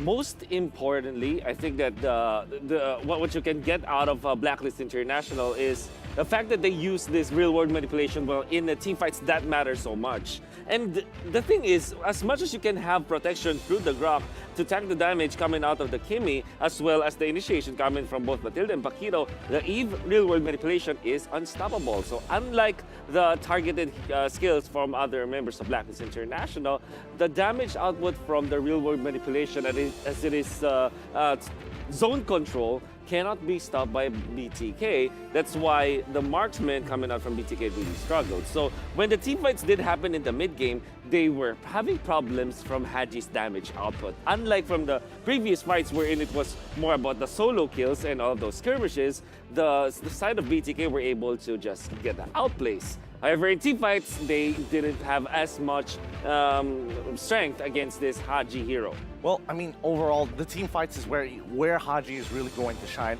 Making sure that 3 people is within his real-world manipulation makes all the difference. But you can see by the stats alone that Mobazane was able to get a good 703 GPM despite how chaotic this game was and how much pressure that he was feeling towards the mid-game and the overall sandbag being Shark here. Even though he was just, really taking his time with the moments and slowing down these rotations coming in from Blacklist during that mid-game. Yeah, you can see that this was a 3rd pick Granger. And it was very questionable on my part to pick out the Granger, non-meta hero in a way. It's more of a niche pick. Yeah. On the 3rd pick, after the Eve was already picked up, I thought that BTK was crazy. But then again, Mobazane, the way he played this Granger, was on point with the Death Sonata, even using it as a way to dash away from his opponents. I really like how he played it. Unfortunately, it wasn't enough. Naturally, just the composition of Blacklist International countered this Ranger just because of one hero, and that is the Eve. Yeah, I mean, Eve, just natural Eve things, nothing too surprising there. However, commendable to all the players who played this. I'm excited to see, especially for Blacklist International, who are looking at BTK's overall lineup. This is not exactly the easiest win condition to get. And overall, BTK is surprisingly showing that they've got everything they need to make this overall complicated composition to work.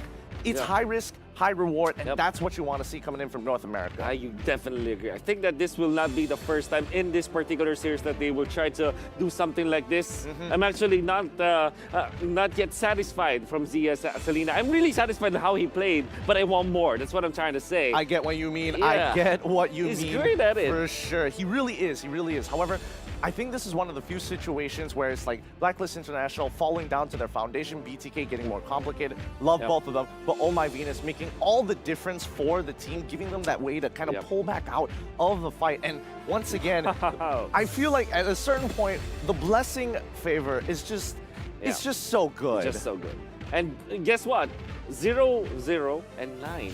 100% kill participation, the Queen is really showing us a different approach into playing a Mobile Legends. Hard support for his team, even the itemization, going for this antique cuirass as early as possible meant that he was able to tank the damage coming out of the Granger as well as the Beatrix. This double marksman composition coming out from BTK, shut down with just one item from the Queen, and the positioning was amazing as well. Was able to save his teammates and also initiate for the team, and of course, instrumental to the 9 out of the 9 kills that Blacklist International were able to get. It screams confidence here. Brute Force breastplate, anti-cuirass, dominance ice, making sure, hey, I'm not even going to bother about the magic resistance. The chances of getting hit by that arrow, as long as I have good movement, doesn't even matter. But still, I'm more worried about Blacklist International after this game, despite the win. It feels like BTK has more, guys. And don't forget, before I move on any forward, did you know that you can actually get the M3 Battle Pass up to level 44 free? Guys, come on. The Prime skin is up for grabs. Roger is going to be the big mascot here coming in from M3. Whether you want the Fiend Hunter, let's upgrade it. Give him some lovely, luscious hair to flex on your friends in game to show that you're a real esports fan. Now, up until January 2nd, you can grind and earn the first ever Prime level skin in MLBB for Roger and other M3 exclusive in-game items such as the appealing trail. When you spawn, you're walking. It feels good when you have a full squad of 5. We did that the other day, and let me tell you, it is satisfying. It is satisfying. Now, we've seen a lot of scrims. Actually, we've heard a lot of scrims already as they are setting up. I think the Blacklist International are electrified, but if you are a fan of BTK, don't be scared. I think BTK can recover from this. Absolutely. With that being said, we're going to be throwing it back to our casters. Please take it away. Welcome back, ladies and gentlemen, to the caster desk once more. It is me, Mirko, joined by Leo and Lafel once again. This is an amazing match. That game one already getting your hearts up, man. Pumped up indeed, because not only is Blacklist back in shape, but I can't get over the fact that BTK this deep into the playoffs is still learning, is still picking up, and still showing us something new. It's so crazy how that long of a game, but in terms of kills, there's not so much. It's only 6 to 9. Well, but ladies and gentlemen, for you guys back at home, check it out. What do we have right here, Leo? Do we have the Frank by OCBC debit card? Ooh, man. Do you guys want to be the MVP of both skill and style with the new Frank debit card out of over 60 designs? Pick the one that screams your personality and your dreams. Refer your friends now and receive the $10 cashback per successful referral. But on that note, the gold lead, I feel like, wasn't utilized properly by BTK. They got the gold lead, but they didn't translate it into more objectives, particularly because they couldn't. Yeah, no, it was less of BTK failing and more of Blacklist knowing the plan. They understood that, okay, Haji, you're both artillery and the line. You have to hold the line, because looking at Oh My Venus, looking at even the side laners, Oeb and Edward would not have become the menace that he was. He wouldn't have been the enforcer towards the end of that game if it wasn't for the mid and early game that Haji held down. Yeah, and again, we have to look at it from both sides of the table, because just like you said, from the side of Blacklist, they saw what BTK wanted to do, and again, based on the draft, it's pretty easy to figure out what were they planning. And from the side of BTK, just like what Mirko said, they had the goal advantage, but they didn't do anything with it. And I understand that completely. It's like you have money, but when you don't spend it, eventually it will just go away, and it's not usually for yourself. Yeah. Yeah, right. Yeah, I can agree 100%. That's why where we're getting paid, we're gonna buy a lot of stuff. Isn't Absolutely. that right, Mirko? Yes, that's how you use money, man. That's how you use money. Investing on others, you know, on other objectives, getting the Other win. objects, yes. Other objectives. All right, but yes, right now. The thing is, I feel like for the drafts first, right? We got to talk about the drafts here. BTK, sure, they were able to get that victory in the early stages of the game, but it was one-dimensional. They could only play up until that mid-game. They didn't have the late-game pressure that they needed going up against Akimi, and they played it way too slow. I mean, honestly, like behind the scenes, while we were back there, I even heard Zia. He was slightly frustrated because he knew how close that game was. Yeah, he was like, oh, we're so close, man, we're so close, but it's okay, reset, going into the next game. And just like you said, they already got, here's the thing what they should have done. They should have lived in Blacklist jungle, but they didn't. Yeah, they exactly. moved forward, and then they went back into their own base, which, in my opinion, that was the mistake. They should have just stayed there, assert dominance. Yeah, I guess that's the innate strength of a Grok and a Selena combo.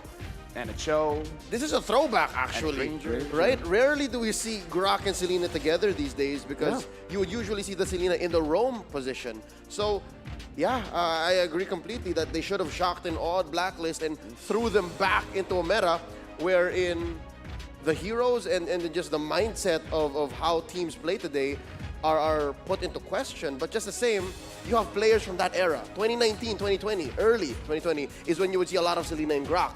But looking at this lineup from Blacklist, Oh My Venus, Wise, even Haji and Coach Bonchan, they lived through that.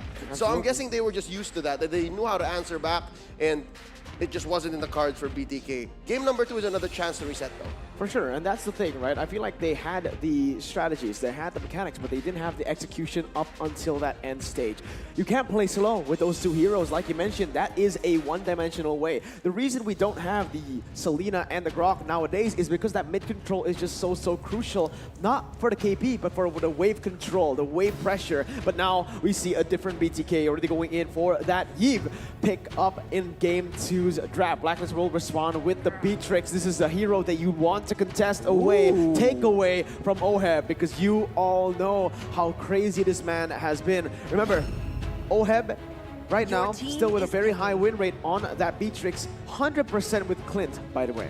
Okay, hold on. Right now, looking at the draft, right? Are they going to do a switcheroo? Because right now, Blacklist, they already have 2 heroes coming in from the side of Blacklist, but this time, BTK, they secured Yuzong for themselves. And this is my personal opinion. This could be a decision coming in from White Chicken where he's like, guys, the Beatrix is good, the Beatrix is great, but I'm not feeling her today because he looked good on Esmeralda. Will this be a draft where BTK is like, yeah, we're going to put very heavy heroes on the side lane and going to put everything on the mobile scene? Because just now, White Chicken, he was destroying the turrets, but he just could not have the position to actually deal damage against players of Blacklist International. There you go. I was about to say it. They need something like the Lunox into that side lane. There are no marksman right now that can win the lane against the Beatrix. Remember how Blacklist likes to play. They babysit Oheb. So one of the self-sufficient gold laners, it has to be that Lunox. Not bad, because Lunox on White Chicken sitting at 75% win rate, over 4 times played in M3. Now, I love what you guys brought up. Lafel, you said that maybe BTK this time around, they go ahead and decide to play for MOBA Zane again, because in Game 1, yes, they tried to spread out the roles. They tried to spread out the responsibilities. Didn't work out. It was a little too complicated. So I'm not sure if I completely agree with it, but we're going to see, because Blacklist, they're not letting anything through. Where we're seeing classic Blacklist here, and their favorite is to divide and conquer. It's an Ube strat that makes sure that if someone is off kilter, if someone is separated, they will punish and just slowly slow roll into that victory. Right now, looking at the draft, from the side of Blacklist, they see an EXP laner. They see the mid laner and a Lunox probably going into the gold. So Blacklist, they have an easier time in terms of banning. Now they can ban both Shark as well as MOBA Zane. And right now, they have... Do they want to ban out the Saber? He only used it once. But I feel like in this game, it's kind of okay. Yeah, the Saber here will not do as much because there's no Beatrix. Yeah, I feel like, the thing is in this game, they need someone with just huge damage output for that physical side. Saber, Roger? yes, he is, yes, that's what I'm trying to get to. The marksman in the jungle, right? Either the Roger or, gonna be banned away here. Granger is the only option. Without the Granger, perhaps the Bauman, but whatever right now, they need a physical damage dealer. They already have huge magic damage with the Lunox and the Yves. They need to balance it out, because if not, it's gonna be very easy for Blacklist to itemize against it. And remember, that Saber worked out against the Ube strat. This Blacklist, they haven't been playing the Ube strat. They've been playing like normally. Yeah, it's Ube 2.0. It's the next level. 2.0. It's the ultimate laning experience. Sure. they added a few ingredients in there that even the agents are finding hard to name. Like, honestly, we're so good back in MPLPH giving nicknames to things. I don't know, like we don't even know what the Bane Eve combo is called, right? So now, going into this second phase of the draft. Space Shark. The what? The Space Shark. The Space Shark. Okay, give me time. I'll think of something as well. We do not have anything for Wise just yet. We're leaving Wise open. That's definitely Edward Lapu Lapu. Granger again for BTK. I mean, I did say I wanted to see a marksman. I did say I wanted to see this kind of style. But all right, it's going to be the Rafaela also locked in to give the Granger additional mobility, additional sustain, and also that disengage. But Blacklist International with the Lapu Lapu, what they need right now is possibly a mage, a person who does some magic damage. And who is it going to be? It is going to no. It's going to be the jungle. They need someone who does magic damage in the jungle. Perhaps a Karina can work here for Blacklist. If it's not the Karina, Kimmy, perhaps. They might just go for another Kimmy here. Yeah, they wouldn't be gun shy to pick the Kimmy. Yep. There it is, perfect. They have the right amount of peel, they have the control, they have the kiting capability, especially on Oh My Venus, on the Matilda. They were so comfortable. Yeah, we read well into it. Altogether, I think we were all thinking the same thing. No, because we're smart. That too. You agree, right? Of course. Well, based on the draft right now, all right, we need to talk about the predictions here. Two very solid drafts with very, very distinct win conditions. What are your thoughts? Right now, what I'm thinking, looking at from the side of BTK, it is a more easier draft to actually pull off. However, in this kind of game, Granger is not really working well with the rest of the team because Eve, she's quite okay at level 4. Yuzong, same as well. Lunox kind of want to scale up. So we're really looking at Granger as well as Rafa, wherever they want to put pressure on the map. However, I'm worried that they can't really put pressure anywhere because Beatrice will win the lane and Lalapu will at least keep it neutral. So, I don't know. I think it's going to be a slow game. The only time that we can see a fight is at the turtle. But from Blacklist, the initiation will be coming in from that Lapu Lapu Matilda. It's time to get into game number 2 as we enter the Land of Dawn. Again, I want to know your predictions now because we heard from LaFell. Leo, take it away. I think the fact that Lapu Lapu here on Edward is going to play the same role that he did on the Paquito earlier, there's going to be a mid-game spike here. That Lapu Lapu is going to try to hunt down Zia and even maybe catch out White Chicken when he comes out of the order. So Blacklist International, they're playing on the same axis as they did game number 1. And all the more maybe even annoying because Haji now gets his trademark show. Yeah, that Cho is going to be very, very annoying. In the bottom side, though, Oheb already trading with White Chicken, as that's going to be Shark helping him out. Oheb forced to flicker away already in the first minute of the game as Blacklist International tried to respond, going in and stealing some of the jungle creeps from Moba Zane early on. Haji, he knows that Moba Zane doesn't have the retribution. Shark now is going to be there. Victor and Edward goes at it. It's going to be Victor going in with the Furious Dive, able to get some damage done, and that's going to be both of the XP laners taken low. Haji zoned away from Moba Zane's jungle. Right now, Haji is basically 1v2ing. He's making sure that Bomazane as well as Shark, their rotations are going to be slow, and this will make Blacklist International scale much better coming into this the next turtle fight. Well, right now, again, for the side of Blacklist International, they actually are struggling in the lanes right now because of this Rafaela. In the top side, because Yu Zong just does way more in the late, in the all-out trades, but Moba's in, he dashes forward. Rhapsody not going to be used just yet as Oh My Venus shows up with a guiding wind, brings Oheb to safety. But that is a few minions actually lost for the side of Oheb. He is going to be in a level deficit compared to Fried Chicken. For now, Moba's doing the same thing onto the enemy jungle. But this does open up the top half of the map for Blacklist International. Wise is a higher level than Granger, at least higher than Mobazane when it comes to EXP. So I was about to say, if Mobazane had the that Sonata then, Oheb would have been long dead. Yeah, Mobazane already going to go and start up this turtle. Does a lot of damage on this Granger. Remember, Kimi can't really go for the contest early on, but Haji, he can do it. Now, let's see what they try to do. Haji going in with a Chunpu already, trying to zone away the members, and he's going to be Turtle's Retribution away. BTK picks up the first objective of the game, goes in for the Death Sonata, able to connect onto all 3 members, but no damage just as of yet. It's just a tool for poking for now. Right now, Blacklist International, they're just chilling because, again, this is also another game where you're going up against this Granger coming in from the side of the jungle. And Haji, he's just keeping control of where he is, so he will not have any cheeky gangs.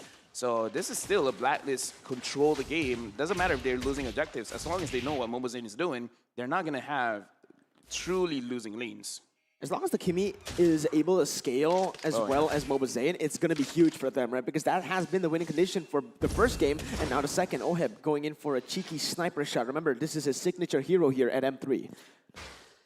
In the grander scheme of things, this 1v1 up top, it's really going to be about how fast these 2 XP laners scale up and what kind of items they build going into the prime team fight windows. So, yeah, looking where Victor's going to go here, he's slowly building up, I believe, into a Bloodlust Axe first, or into the War Axe. And then for Blacklist International, you're looking at Edward. He's going for the War Axe first. Oh, Wise will be able to take away the orange buff, but look at how BTK is roaming, rotating around the map. They're going to go for that jungle creep. It's going to be Edward jumping in with the Bravest Spider, unable to connect. It's going to be Flicker coming in and connecting on the Mobazane. Now, look at the Jin Kundo and the real world ablation. Haji goes over the way the Dragon, able to connect on the Mobazane as he gets taken down. First blood by Razor already. Victor trying to look for a trade right now in a 1v4, goes and dives in. Actually, he gets Wise. What is this? It's going to be Victor picking up a 1v4 kill, but he's going to fall in the process as well. A 2-for-1 trade. We Venus going in all the way under the turret, trying to get the kill onto Zia. Will be able to bow down to the Queen. Blacklist 3-1. Does so. It's going to be Matilda Air Force this time around, as you can see. She has the impure rage. Matilda is rocking a lot of firepower this time around. And what made this trade up top amazing for Blacklist International is there's immediate trade. There's immediate conversion into that outer shield ender turret. That's the crazy thing about trades, because you're fighting against Blacklist International, and they have OHAB using this. Oh, and White Chica's going to get attacked. Wait a minute, Brilliant's still there. Will the Rafaela be able to snipe? Oh my God! Wise! What was that? The predictions, the timing, perfection for Blacklist. I'm pretty sure even Wise was like, did you guys saw that? I'm sure you guys saw that. That was pretty sick. Predicted. That was a TikTok play, man. But yeah, now Blacklist International, 2,000 gold lead for them. They need to start to translate it to objectives on the board, because so far, it's only been the second turtle picked up for them. Yep, 1-for-1 turtle count so far. What's making this a better game for Blacklist than game number 1 is the fact that they have the Cho. They have active control of their CCs as compared to game number 1, where they had to rely on Edward scaling up, finding those flanks, and then eventually Haji placing people where they need him to be. And putting Beatrix on OHEB was also another, big factor. I was going to go in that point, because Blacklist, every single win that they have is going to be bigger just because they have this Beatrix. They're going to chunk down the turrets very, very fast, where it comes to a point they don't even need kills anymore. As long as BTK, they're too scared to protect their own turret, then OHEB is just going to chunk the turret down. So Blacklist International, this 2.8k gold, 3,000 gold is realistically 5,000 gold now, just because they have that Beatrix. Oh, let's see though. BTK trying to collapse onto Edward right now. Goes in with the dash. Mobazane unable to get anything done. Shark is now caught in the midst of it all. It's going to be the Circle Eagle connecting on him. Haji goes over with the Dragon and not get the connect. Look at the follow-up. They're going to be able to pick Mobazane off the second time in this game. 6 minutes in. Blacklist International, Wise 2 levels ahead of him. He's going to go and try to keep on pushing in these waves. Go for objectives now that Mobazane is dead. Way of the Dragon right in front of the Dragon. Victor had no answer. It would have cost too much to save Mobazane there. And now eventually Blacklist International gonna convert crazily. They're going at 100 miles per hour right now. Kilometers, I'm sorry, that's a distance measure here. It's going to be hard for Blacklist to come back, because the way that they play the map is so specific. The Haji, I was gonna say, the Eve that Zia is playing is very different from the Eve that Haji was playing game 1. My God, that show. This is why you need to pick it away from him. You need to ban it away from him. This is actually now makes more sense to why RRQ was just so, they were so persistent with the Cho. They wanted to take the Cho away constantly, if not banning it away. That's the reason. You don't want to face him on this signature pick. Yeah, looking at itemization right now, OHEB again, he has that Blade of Despair, so he's gonna hurt a lot. I feel like it should be a few, maybe just 1 minute off, but OHEB is going to have that Demon Sword, and once he has that, he basically will be able to join his team for team fights. He doesn't have to stay at the lane for too long. But yeah, Blacklist International, Edward engaging. Oh my God, Edward going into Mobazane. Look at Haji on the backside. He's going to be able to go for the Jikundo, but Holy Babs is going to be him going for the way of the Dragon. Edward picks up a kill. Victor now going in for the re-engage onto 2 members. Will be able to get Edward down right now. Black Dragon form will be able to get the kill, but on the other side of the map, Blacklist International looking for more on the board. Going to go and target a tier 2 in the top side. Haji's canceling the recalls away, going in for the 1v1, going in for the 1v2s. It is a 1v1 between Victor and Haji. This is a all-out brawl right now, but look at the objectives. 3 turrets to 0. I would say this is the bigger difference between Blacklist and BTK. BTK, when they have the lead, they're not sure what to do with it, but Blacklist, they're so used to it. It's like, yeah, we have 5,000, we're gonna make it feel like 10,000. Oh, this is disgusting. Look at how they're suffocating their opponents right here. They're playing this literally perfectly, and BTK, every little mistake have been punished. And something tells me that there may be some mind games involved now. They're putting so much pressure on Mobazane. They know that when BTK is back on the ropes, they play in a certain way, and taking down Mobazane 3 times in a row now may have scrambled the rest of the members. This is huge for Blacklist. 6,000 gold lead. MOBA Zayn 0-3-1. Look at bottom side. Edward going in aggressively onto MOBA Zayn, not showing respect. This is what they need to do. Just constantly pressure this man. If anything, this might be the whole respect because Edward, he can go elsewhere. He can join 5v5s, but instead, he's keeping MOBA Zayn down. So this is how much they respect MOBA Zayn. This is how much they know how important his shot calls are. Haji going in very aggressively. He's going to be the Detonata connecting right now. Flashbacks to the game when Blacklist got taken down by BTK. The comeback is still very much possible, although the chances are getting lower and lower by the minute. Yeah, and actually want to go harder on a point. Oh my Venus getting caught out. Yeah, there you go. And there you go. That's what I'm trying to say. Edward jumping in with the Bravest Spider is not going to be able to get anything. That's going to be a turnaround for BTK. Look at Wise though. He does so much damage onto the backside. Zio will be able to poke Wise a little bit. MOBA Zayn, does he want to connect onto this? Does he want to go for the fight? The Lord has spawned. Haji as well. A 2-for-1 right now. And look at that damage. Half HP taken out just by that one ultimate. Maximum charge, point blank almost. Oheb though, drawing out the order. Almost disastrous timing for the side of Blacklist for BTK to come back with a team fight because they almost missed out the window on this Lord. At least they're fine. This right now is their last chance to get a free Lord because once it becomes luminous, BTK will be back on the map. Look at how quick this is. Huge pickup for the side of Blacklist International, but BTK, they don't stay quiet about it. They will take one turret for it. Sure, not the optimal trade, but it is still a good one right here as they can't look for anything on the board. Shark is still going to be able to dodge away. Circle Eagle all the way to the backside. It is going to be the flicker saving Shark, but for how long? Edward is still chasing him down. It is going to get him out, and that is a trade, a turret for the Lord. I'm sorry for all Blacklist International fans, but I have to remind everyone of the nightmare that Blacklist, if they go a little bit too hard on the engage, because we have to remember when they go in with this Matilda and then suddenly they all just get kited out with MOBA Zayn on this Granger, then BTK, they can't win a team fight. So yes, they are ahead, but they still have to be careful. They still have to show respect, not to go overzealous on the engagements. Oh, the Filipino sniper going at it on the turrets. This is insane. MOBA Zayn loses half HP from a basic attack, and that turret is going to fall down. Blacklist going in for the siege once more right now. 6.6 thousand gold lead. The Lord marching onto that top side. Let's see what they can do. Oh! The snipes and Edward pulls the trigger. The Bravest Spider on the backside going in for the stun. Is going to be able to connect on the MOBA Zayn right now. But look at the re-engage. Victor pops in the Black Dragon form. Edward's going to get taken down. The Lord is going to be next right now as Victor is still able to make himself safe. Into the base he goes. BTK on the defense. Chuck's going to get taken very low. The Bruce bash him a fight checker! What the heck? He jumps in for the Blitz order. Able to zone 3 members away from the inhibitor. And BTK have done it. They've defended, but they've lost 2 inhibitors. That move almost killed 3 of them. Let's look at the itemization from White Chicken. He already has the Clock of Destiny, Lightning Trench Run, as well as the Holy Crystal. When he engages with that Chaos Brilliance, it hurts. Speaking of hurting, Victor over there is like, I don't want to get shot. Stop that. He's reeling from the maximum charge. Yeah, and as you can see from the itemization here, actually, they don't have a whole lot of magic defense, and that is going to hurt them in the long run. They've actually opted to go for that physical defense first. Obviously, Y is, but still, Wise is going to be able to crack that defense open. Let's see right now.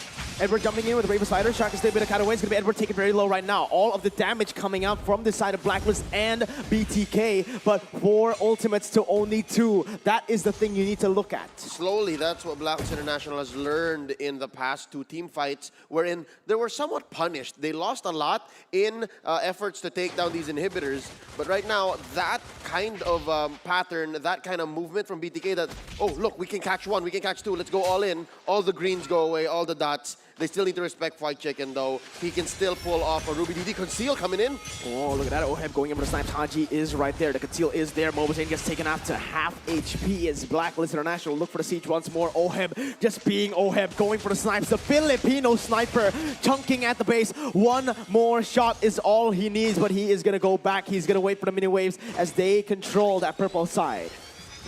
Right now, looking at BTK, they are looking for an opportunity. The flicker is almost out for White Chicken. He might re-engage. Oh my god, look at the damage coming in. It's going to be Oheb forced to back away. Victor now going for the re-engage all the way to the backside. Going to be able to cancel it against BP. Oh! The Holy Baptism canceling away as Edward will be able to flicker out of that one. A 1-for-1 right now. It's going to be the tank and the XP laner taken away. But look at Wise's damage at this point of the game. I feel like that could have been coordinated better, especially as I was calling it. White Chicken, his flicker was coming up, and sure, he looked like, okay, this is a good opportunity for me to go in, but I feel like the rest of the team was not really at the same time, kind of thought, you know? BTK, looking at the damage, they can come back from this game. So I have to remind everyone, Blacklist, be careful. When you engage hard with the Matilda, you can't stop midway. You have to commit. And when you commit, you got to make sure that you kill them off, because if you don't, they will bite back. Oh my god, half HP! Oheb almost sniping White Chicken down, but look at Edward. Edward! He does the Brave Fighter, the combo almost starts now. Victor pops into Black Dragon form to be able to do some damage, but it's going to be Haji going for away the Dragon. Mobile getting caught, but he's still able to kite away, and this is a turn. Look at that, Victor's still able to survive. Venus goes for the Victor, and he still lives! What is this? BTK gets 1-for-0. The hesitation on the side of Blacks International, the fact that their peel was elsewhere in the team fight, made sure that Oheb and Wise were zoned out. So that's the reason why BTK got a free kill on Haji, and they were not able to get the return fire on the Mobazane and Zia. So again, I think one key win here is off of Shark. Shark places his allies so well, and now that's a 5v4 advantage on the Lord. Right now, let's see what's going to happen right now. Edward still has the Brave Fighter. Is he going to be able to go into the backside right now? But Mobazane is cutting away really, really well. Oheb going to get the pick off onto Victor right now as Edward just goes in 1v4. Look at the damage coming in. Snipes from Oheb. Able to pick up a kill onto Shark, but look at the damage coming in as well. Real world manipulation zoning Oheb away, but the base has been cracked open. BTK now losing the Lord, losing the fight. What can they do to defend? Mobazane very low. White Chicken going to get taken down. Want to make a kill picked up by YZ. Is so low. Mobazane, he's going to go in for the Rhapsody, but he's going to get taken down. Oheb gets the kill, and look at what they're able to do. Blacklist International goes match points. We got a game here, boys. Blacklist again. Philippines has been unbeatable in this playoffs. However, BTK, they were really close. Looking at the damage, they are looking like they could take it to game 5, but look at Wise. He is pumped up. He's like, this is not going to be a game. It's going to be 3-0. The Blacklist guys over here, they're looking like, you know what? The first time we met, that was a fluke. Ooh. Now we're really going to get, now they're going to push them back home, back to NA. It's looking like an all-Filipino Grand Finals right now, Leo. I'm going to have to shove this to you. Why? I'm not playing. I'm at the desk. I'm just excited, and I'm just impressed at how well Blacklist International dictated the pace here, how well they drew BTK into a place where they're not comfortable.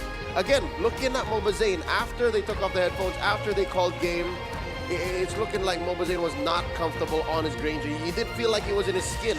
Blacklist International got in his face every single time. And Haji was instrumental in this victory. Game number, even game 1. Oh yeah. Even game 1, Haji was the one holding it down. Now in game 2, as the show, it's so important. I think our analysts have something to say about that. For sure, man. Oh, Gideon and Wolf, I hope you're ready for this throw, because that is a lot of analyzing you guys need to do. It's time.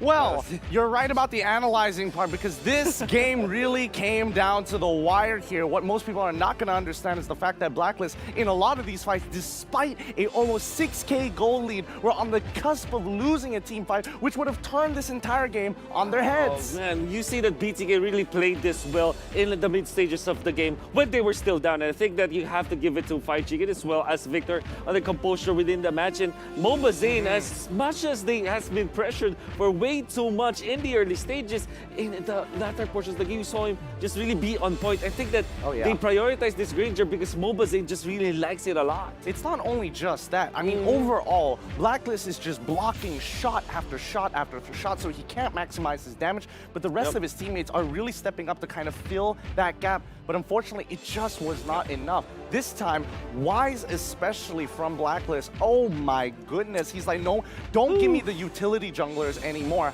I want to hard carry this. Yeah, you can see that with the scheme he was able to push, as well as that poke coming out from the maximum charge is just really messes up the formation that we see from BTK. Yeah, it's crazy, it's nuts, but we got to keep in mind our sponsor who are making these games super, super awesome here. Big shout outs to our official gaming gear, Razer. And have you heard about the Razer Hammerheads, the true wireless or cutting-edge earbuds destined to dominate the soundstage, dazzled in RGB glory? The Hammerhead is decked out with active noise canceling as well as a 60 ms low latency gaming mode for an audio experience like never seen before. So cop yourself a pair while you still can at Razer.com. But let's talk about this game a little bit more. What are your thoughts on the draft? Because me personally, I think overall it was getting very close, almost a 50-50 draft. However, once again, when we do see those Grangers, they didn't get that early snowball and they couldn't get that one team fight they were looking for. There's some issues definitely coming out from the draft, but it was actually answered by just the real playstyle coming out from BTK. For example, we see this Granger picked up after the fact that there's already like a Lapu-Lapu as well as this Chow. Well, at least the Blacklist International actually answered this Granger with those heroes. However, what really surprised me is that how Mobazin was able to recover. He started at 0-4. Imagine, as a Granger. Then eventually, he recovered, he gets 5 kills in the end, but they weren't able to finish. And maybe during the highlights, I'm going to explain something that BTK needs to improve on, which is basically just positioning themselves around the Lord takes. I mean, that's one of the few things as well, but in a lot of these mid-game fights that we did see, again, Blacklist members are walking away with just a sliver of health. Yep. Oheb definitely was in a position where his perfect KDA was about to be ruined. Same goes for Wise. Yeah. One of the more interesting things here is that I do understand that Fried Chicken was actually deciding to go for the Genius Wand on top as the 4th item, and I'm not so sure about that. Maybe going for the overall Holy Glaive might have been more useful to get through these Athena shields. And that is actually true. We saw, however, that Blacklist International only got their magic defense maybe later into the game. We see Haji obviously gets that, but that is natural because he is a roaming Cho anyways. And by the way, I love the fact that Blacklist International went for the roam Cho and then mid lane Matilda, because sometimes they do Matilda roll and then you go for the mid lane Cho. This time, they wanted to make sure that Oh My Venus's poke with this Matilda is gonna be better. So that meant also that the Granger was forced out, as well as Zia not comfortable popping the real world manipulation because the Soul Bloom actually hurts. More importantly as well, or you know, just another angle to look at it, getting Oh My Venus to level 4 as soon as possible to actually maximize on the attacks. Every single time there's a low member, at the very least, they can capitalize on it. If someone's out of position, instantly you see the circling eagle. That's right. We saw that so many times. And in the late stages, we also saw On My Venus use the guiding wind just to help out the members of Blacklist International, because there's a little bit of a flip of switch, right? Now the Eve is inside of BTK, and when they were trying to go for these marksmen from the side of Blacklist International, that save coming up from the guiding wind really has a lot of value in the late game. And most importantly, saving our MVP of the game, my. Edward, on no other than Lapu. Even Edward, he's like, I'm done with the Uranus nonsense. Give me the pride of the Philippines. Give me the hero that inspires hope. This man goes in head first, does not care, knowing that his team is going to bail him out. All right, so the first play and the last play that we see from Blacklist International were off of this man. The first play, using his ultimate, the stun that you get out of that, with the flicker that went sideways. It was a diagonal flicker that allowed him to initiate onto Mobazane. That was wonderful, by the way. And then in that last clash, we saw him jump from the left side of the map to the purple buff, and then eventually gets killed. The angles coming out from Air Edward himself is amazing. Even when he's not playing Phoveus, he's looking to dunk here. But let's talk about these games a little bit more, especially starting for game number 1. A good try coming in from BTK with a more complicated overall team composition style, but they were executing it very well and stopping and punishing the rotations from Blacklist International. So the first game actually went in favor of Blacklist International eventually because of the Lord fight. I think that just the positioning coming out from Blacklist International just trumps BTK. I think majority of the teams underestimate the value of forming around this Lord area, and obviously Blacklist International, the masters of the ultimate Monday experience, took advantage of that. Come the 9 minutes of the game, actually we could see the side of BTK getting so many good kills and so many good clashes, but this time another Lord fight in the latter portions of the game. Eventually, this will be in favor of Blacklist. And this was actually started by BTK. We'll never see that in the highlights, but I want you to look at the game, and when you review the game again, watch how BTK gets poked by the Lord. They are taking so much damage from the Lord. That's why when the fights do happen, Blacklist International just finished them off. Imagine this, the Lord taking away maybe 30% HP from the marksmen, from the core heroes of BTK, really makes it so easier for them to fight afterwards. And this is on top of the added pressure of the base having no inhibitors and huge waves were crashing in as from mid as well as bottom side. It was a tough call, but honestly, a very good game here. The question is, will BTK bring it back? Well, we might be able to find out soon enough as we are moving on towards game number 3. I'm excited to see how that's going to play out. But in the meantime, we have to go on a short break. Let both of the teams cool, calm, and collected for this upcoming game because everything is on the line. We'll catch you back right after this.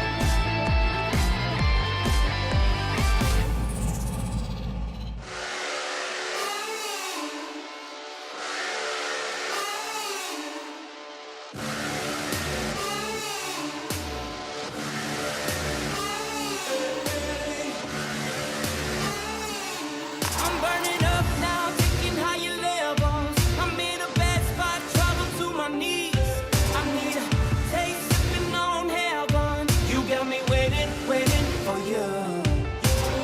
When chasing trophies got me ready, don't you worry. I feel the power, I'm the champion. You got me running for the glory. Good to let this go. Burning up now, nothing's gonna stop me. I'm going faster, wanna break away. I love the way it feels. It's the adrenaline, we're going all the way. Cause we never ever going down. You got me walking through the fire. We don't catch a slide when we were young. Never run from the fire, we come to the top. Never run from the fight, all the way to the top. Never run from the fight, yeah, we rise to the top. Burning up now, nothing's gonna stop me. I'm going faster, wanna break away.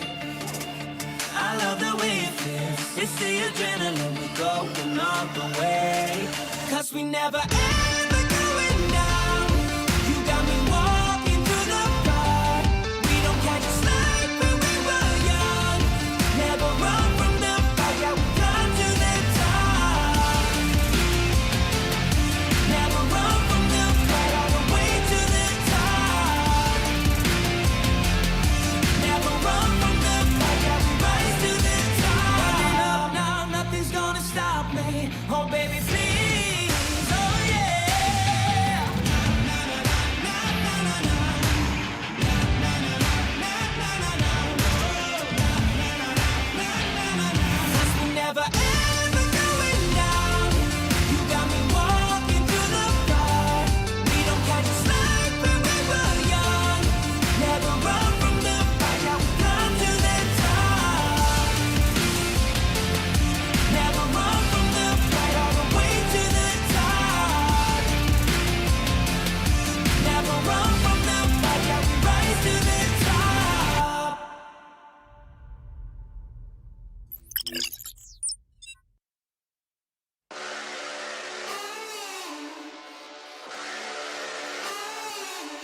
I'm burning up now, taking higher levels. I'm in a bad spot, trouble to my knees. I need a taste, sipping on heaven. You got me waiting, waiting for you. When chasing trophies got me ready, don't you worry. I feel the power, I'm the champion. You got me running for the glory. Good to let this go. Burning up now, nothing's gonna stop me. I'm going faster, wanna break away. I love the way it feels. It's the adrenaline, we're going all the way. Cause we never ever going down. You got me walking through the fire. We don't catch a slide when we were young. Never run from the fire, we come to the top. Never run from the fight, all the way to the top. Never run from the fight, yeah, we rise to the top. I'm on a rush now, winning, that's my focus. I need some ice, you gotta cool me down. I feel my nirvana coming closer. You got me waiting, waiting for you. When chasing trophies got me ready, don't you worry. I feel the power, I'm the champion. You got me running for the glory. Good to let this go. Burning up now, nothing's gonna stop me. I'm going faster, wanna break away. I love the way it feels. It's the adrenaline, we're going all the way. Cause we never ever going down. You got me walking through the fire. We don't catch a slide when we were young. Never run from the fight, yeah, we come to the top. Never run from the fight, all the way to the top. Never run from the fight, yeah, we rise to the top. Now nothing's gonna stop me. I'm going faster.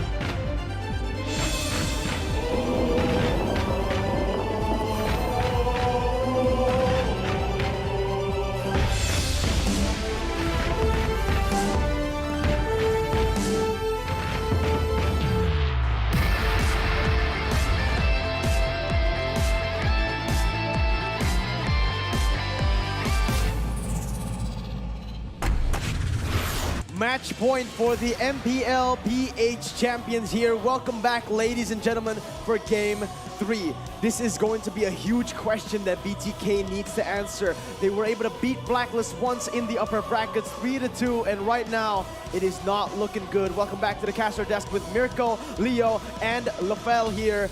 I am stoked to see what Game 3 is in store. BTK have to dig from their heart of hearts and just squeeze their brains collectively for all the fresh ideas and execute almost perfectly to be able to take this away from Blacklist, because so far they seem unstoppable. It's a brand new code. It's a whole nother machine that Blacklist is running like, and they seem unstoppable. Come on, man.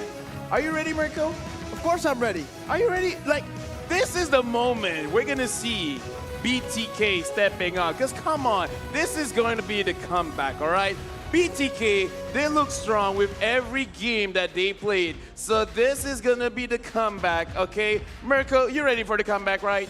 Of course I am. I'm ready for everything. But with that, if you want to go for the comeback, you need ultra responsive gaming. How do you get that? With the 2x lower latency, get the edge you need while gaming on the go with Singtel 5G, Singapore's most powerful 5G network.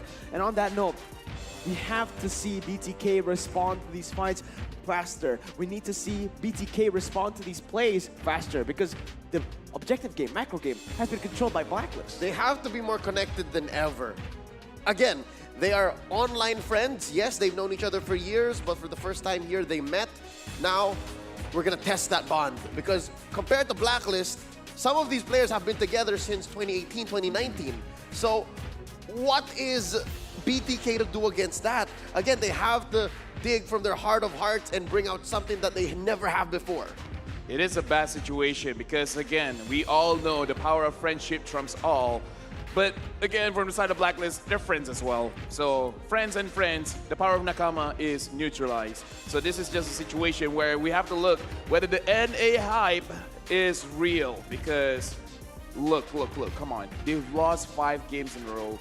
What are the chances where Philippines just again clean sweep everything? This has to be the one. This has to be the game where BTK comes back. Okay. Come on, Neo. Come on. First off, I must address the fact, is the NA hype real? I think we're past that. Yeah. Okay. I think we're past that. Sometime in 2022, I think our friends in the West have to get something. MPL. Maybe not an MPL, maybe some sort of more consistent league. Doesn't have to be an MPL because again, I understand that Muton wants to pace it right. They want to do what's right by the region. So by 2022, just because of what BTK here did, they have to give something over to the West. Now, secondly, there's a rule in logic and in reason wherein you keep doing something else is bound to happen, right? I'm not sure if we're gonna fall to that. I'm not sure if Coach Bonchan's gonna allow that. I'm not sure if it's even up to luck anymore because Blacklist International have worked so hard to get here.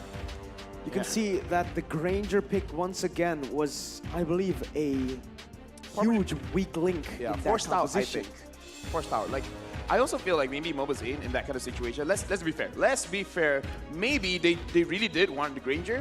It's not a situation where Moba's was not feeling comfortable because of that hero. It's just because let's look at how Haji played. Yeah. Every single time he was taking the buff, Haji was looking at him. And trust me, we work in front of the camera. It's sometimes it's uncomfortable when people are watching us do our thing. And Moba Zane probably had stage fright in that kind of situation. And then look, every single time in a team fight, everyone is looking at him.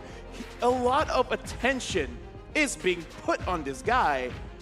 And, you know, it's just a situation where he's flattered, but he's not used to it.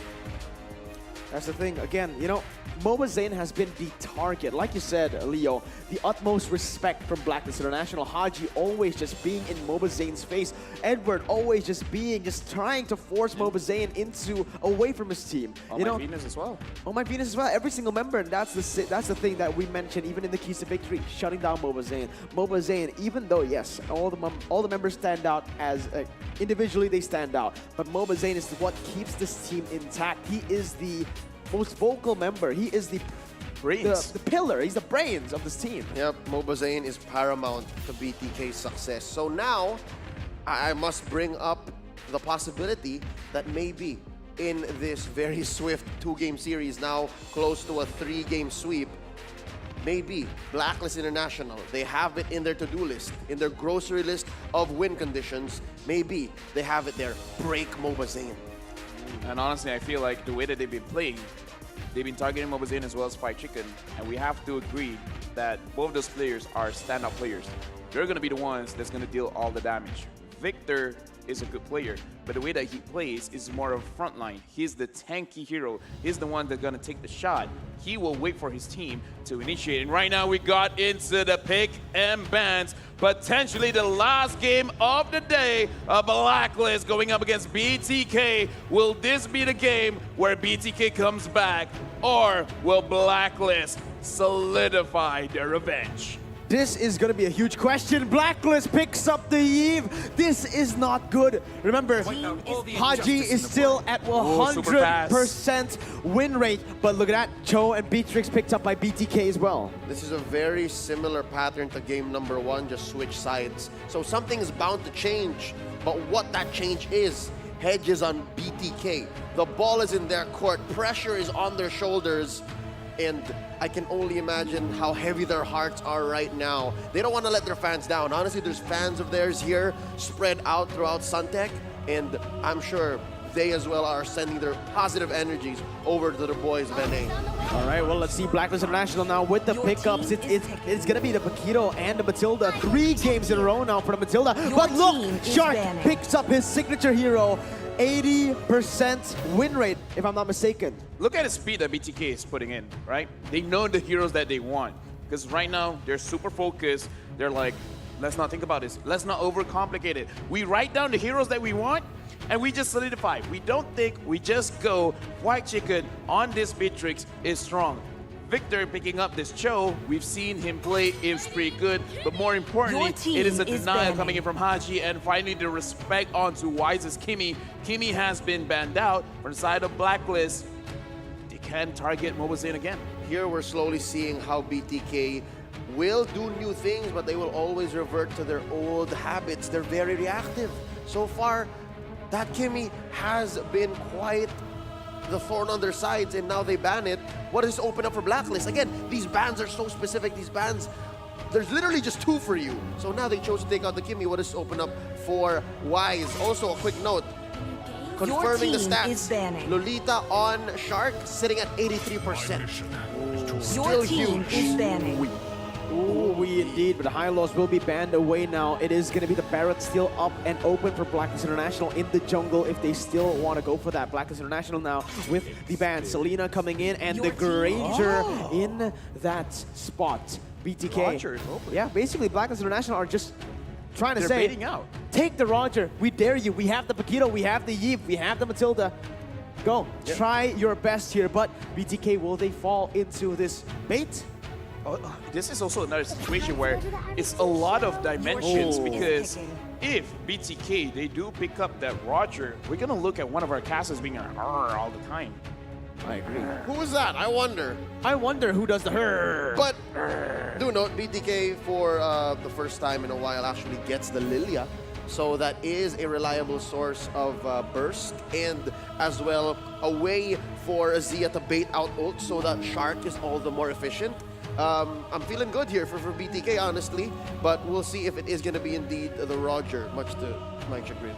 Last time when Blacklist International did this, basically, it was not the Roger that came up for BTK. It was something like the Saber. Oh, yeah. All right? So it's a very similar composition, too, right now. If they want to go for that, Blacklist International will respond with a Bane. So instantly, basically saying, go, try your best, pick the Roger. I have the Bane. You want to engage? I have the disengage. Right now that you mention it, the Saber is pretty good. I wonder if it's going to be... Oh, no, it's going to be the Roger.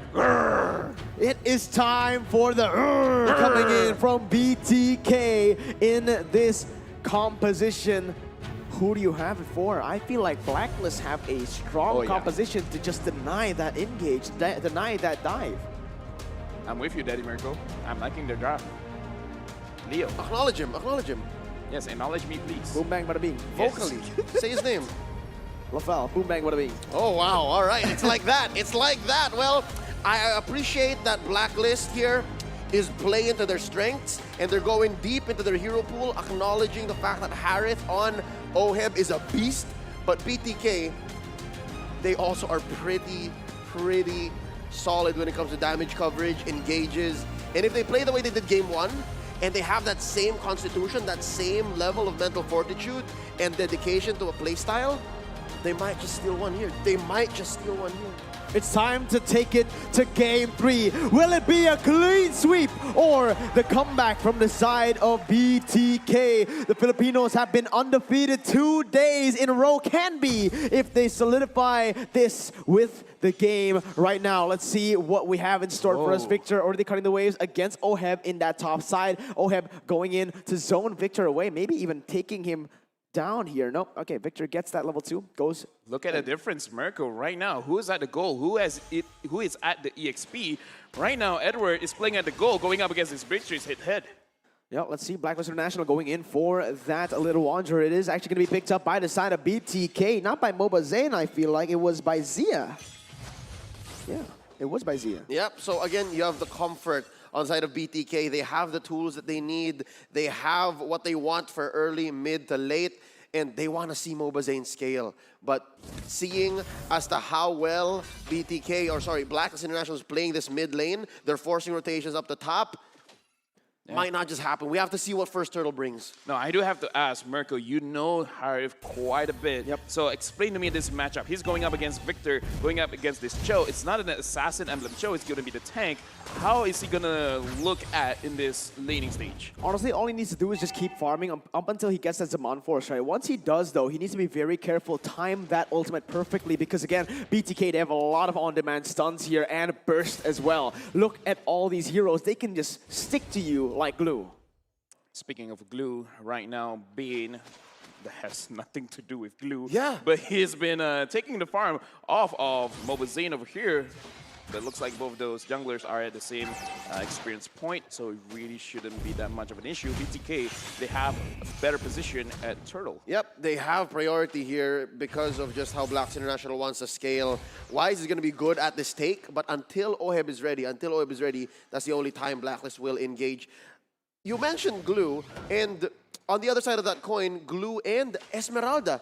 An odd absence of that hero that both of these teams actually preferred in the earlier stages of the playoffs. Yeah, let's see then. Again, right now, BTK are actually trying to control this turtle. Look at how they're able to take the turtle over the wall right there, as they're just basically taking it away from Blacklist. They don't want Blacklist to be able to see it or even try to just get it instantly here. But both of the teams have already started to play in towards that top side.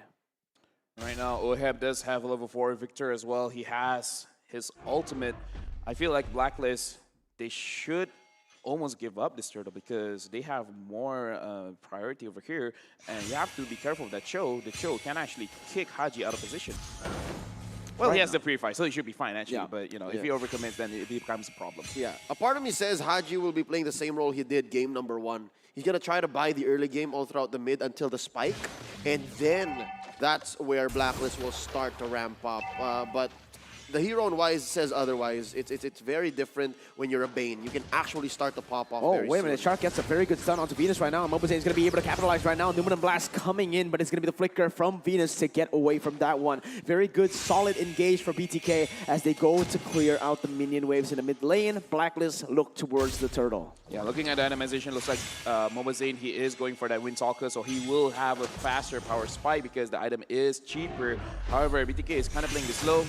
I'm uncomfortable when they play like this. I want them to, you know, actually use their strength right now. Well, there you go. Just as you say it, it's going to be Mobazane already putting in some damage with the help of Shark. But as you said, they're not looking for any crazy fights just yet. Victor still having the flicker, still having with the dragon. Actually, Fire Chicken almost takes Edward down. Venus now needs to be careful into that. It's going to be the Lycan Pounce baiting Venus, baiting Mobazane, my bad, all the way into enemy lines. But Blacklist, no follow-up. Oh!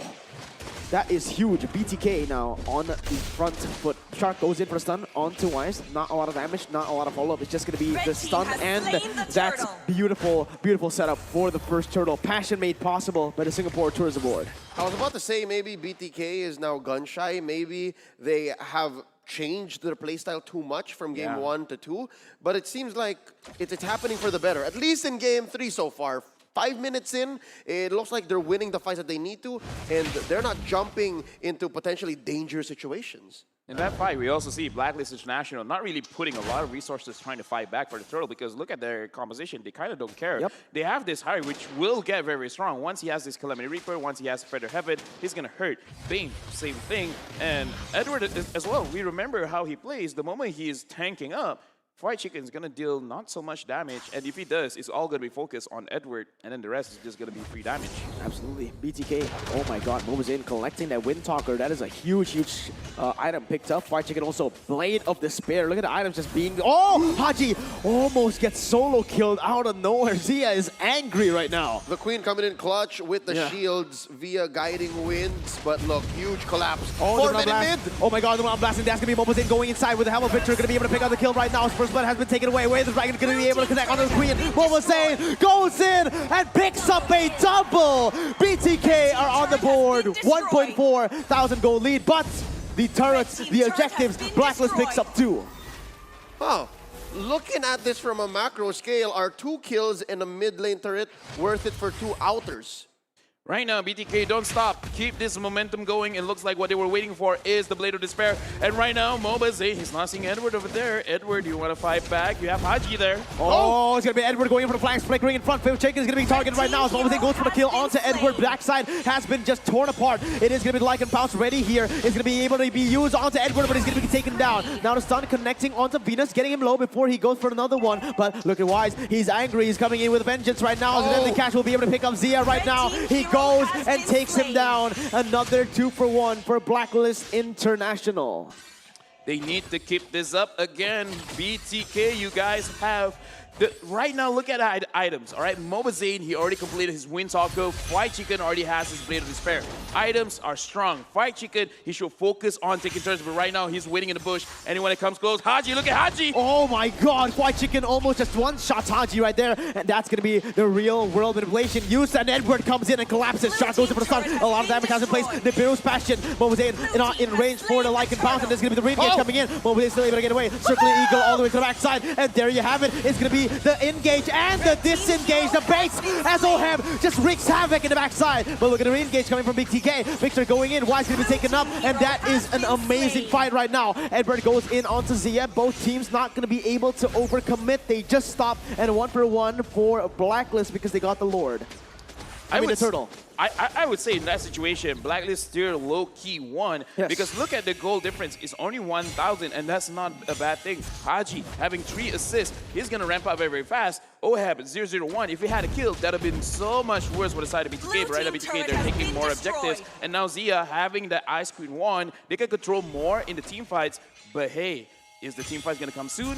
Or are you going to wait for Blacklist to get stronger? This is very perilous Venus. Venus Venus going to get stunned right now, and Lycan Bounce will be able to get the damage done, but Fried Chicken is going to get targeted. He's going to get taken down. Right now, it's an all-fight. NOBAR Blast connecting on the 3 members right now. It's going to be one within going into the Lycan Bounce. It's going to be him taken down, though. Shark now in the midst of it all, trying to run away. Edward's going to be able to pick up the kill. Oheb goes into his one force all the way to the backside, going for the kills, and Victor can't go anywhere. Oheb keeps on the chase, not going to go for more. 4-for-1 for Blacklist. Could have been disastrous for Oh My Venus, but turning that sacrifice into a 4-for-1, only Blacklist could have done such a thing in such a tight window. Again, Oheb playing this Harith with the mystery shop just opens up these lines of play. And right now, all of a sudden, Blacklist building up this goal lead, 1,000, 2,000 maybe in a minute or so. They're going to start to steal this. Oh, Edward goes over the knockout strike onto Mobazane, zoning them away and setting up that bottom side turret take. Look at how amazing, how clinical they're playing this game. That's another turret by Blacklist. This is why it is so good watching Blacklist use this Matilda. They're going to be flying all over the map. They're going to take all the objectives right now. Blacklist, it is small, but they do have a gold advantage. They have a clear-cut kill advantage. Right now, let's look back at the replay. What happened over there? Fried Chicken, he went a little bit too deep. And again, the counter engage coming in from the side of Bane. And look at Oheb. He just opened up his Zaman Force. No one is attacking him. He has free reign on Zia. Zia's just going to get attacked. And Oheb, he's just going to get stronger and stronger. Oheb, how can they take down this guy? If only there was a sound effect for when Oheb or Harith just hops from the Zaman Force. That would be amazing. Just maybe. You do? Yeah, yeet. Because that's what it sounds like. That's literally what he did. Just he YOLO'd in front. I'm sorry for all the audience for that. He yeeted them out. He yeeted them out of existence. It's literally yeet, man. Okay. Okay, yeah, sure. No, what I was going to get at is the fact that that could have only really been turned around by Victor. If Victor lasted there a little longer, see, he never died. He's the one who survived. If he was there a little bit longer, he could have punished that whole thing. But instead, turned it around. Blacks International still in the lead. I swear, next time he goes for the Zaman Force, I'm going to say yeet. I dare you. I dare you. Make sure the Roger, you do the as well. All right, I'll try to do both of that. Oh, and do I need to caw for the Matilda as well? Yes. All right, I'm going to fit that in my head. Let's see if I can do it, all right? Just now, I will allow you to do my thing. All right, I'll take it, man. I'll take it. I'll take whatever I can get right now. But do me good. Oh, God. Blacklist International with the pressure right now. Edward is going to be able to bring Victor back to his team. Wise is there, right there. The Shark is going to be there. Where the Dragon is going to be used onto Victor. Look at the damage. Oh, my God. He's coming in to take the double kill. What I tell you, off cam almost missed it. Zia gets traded out, but BTK barreling down bottom lane.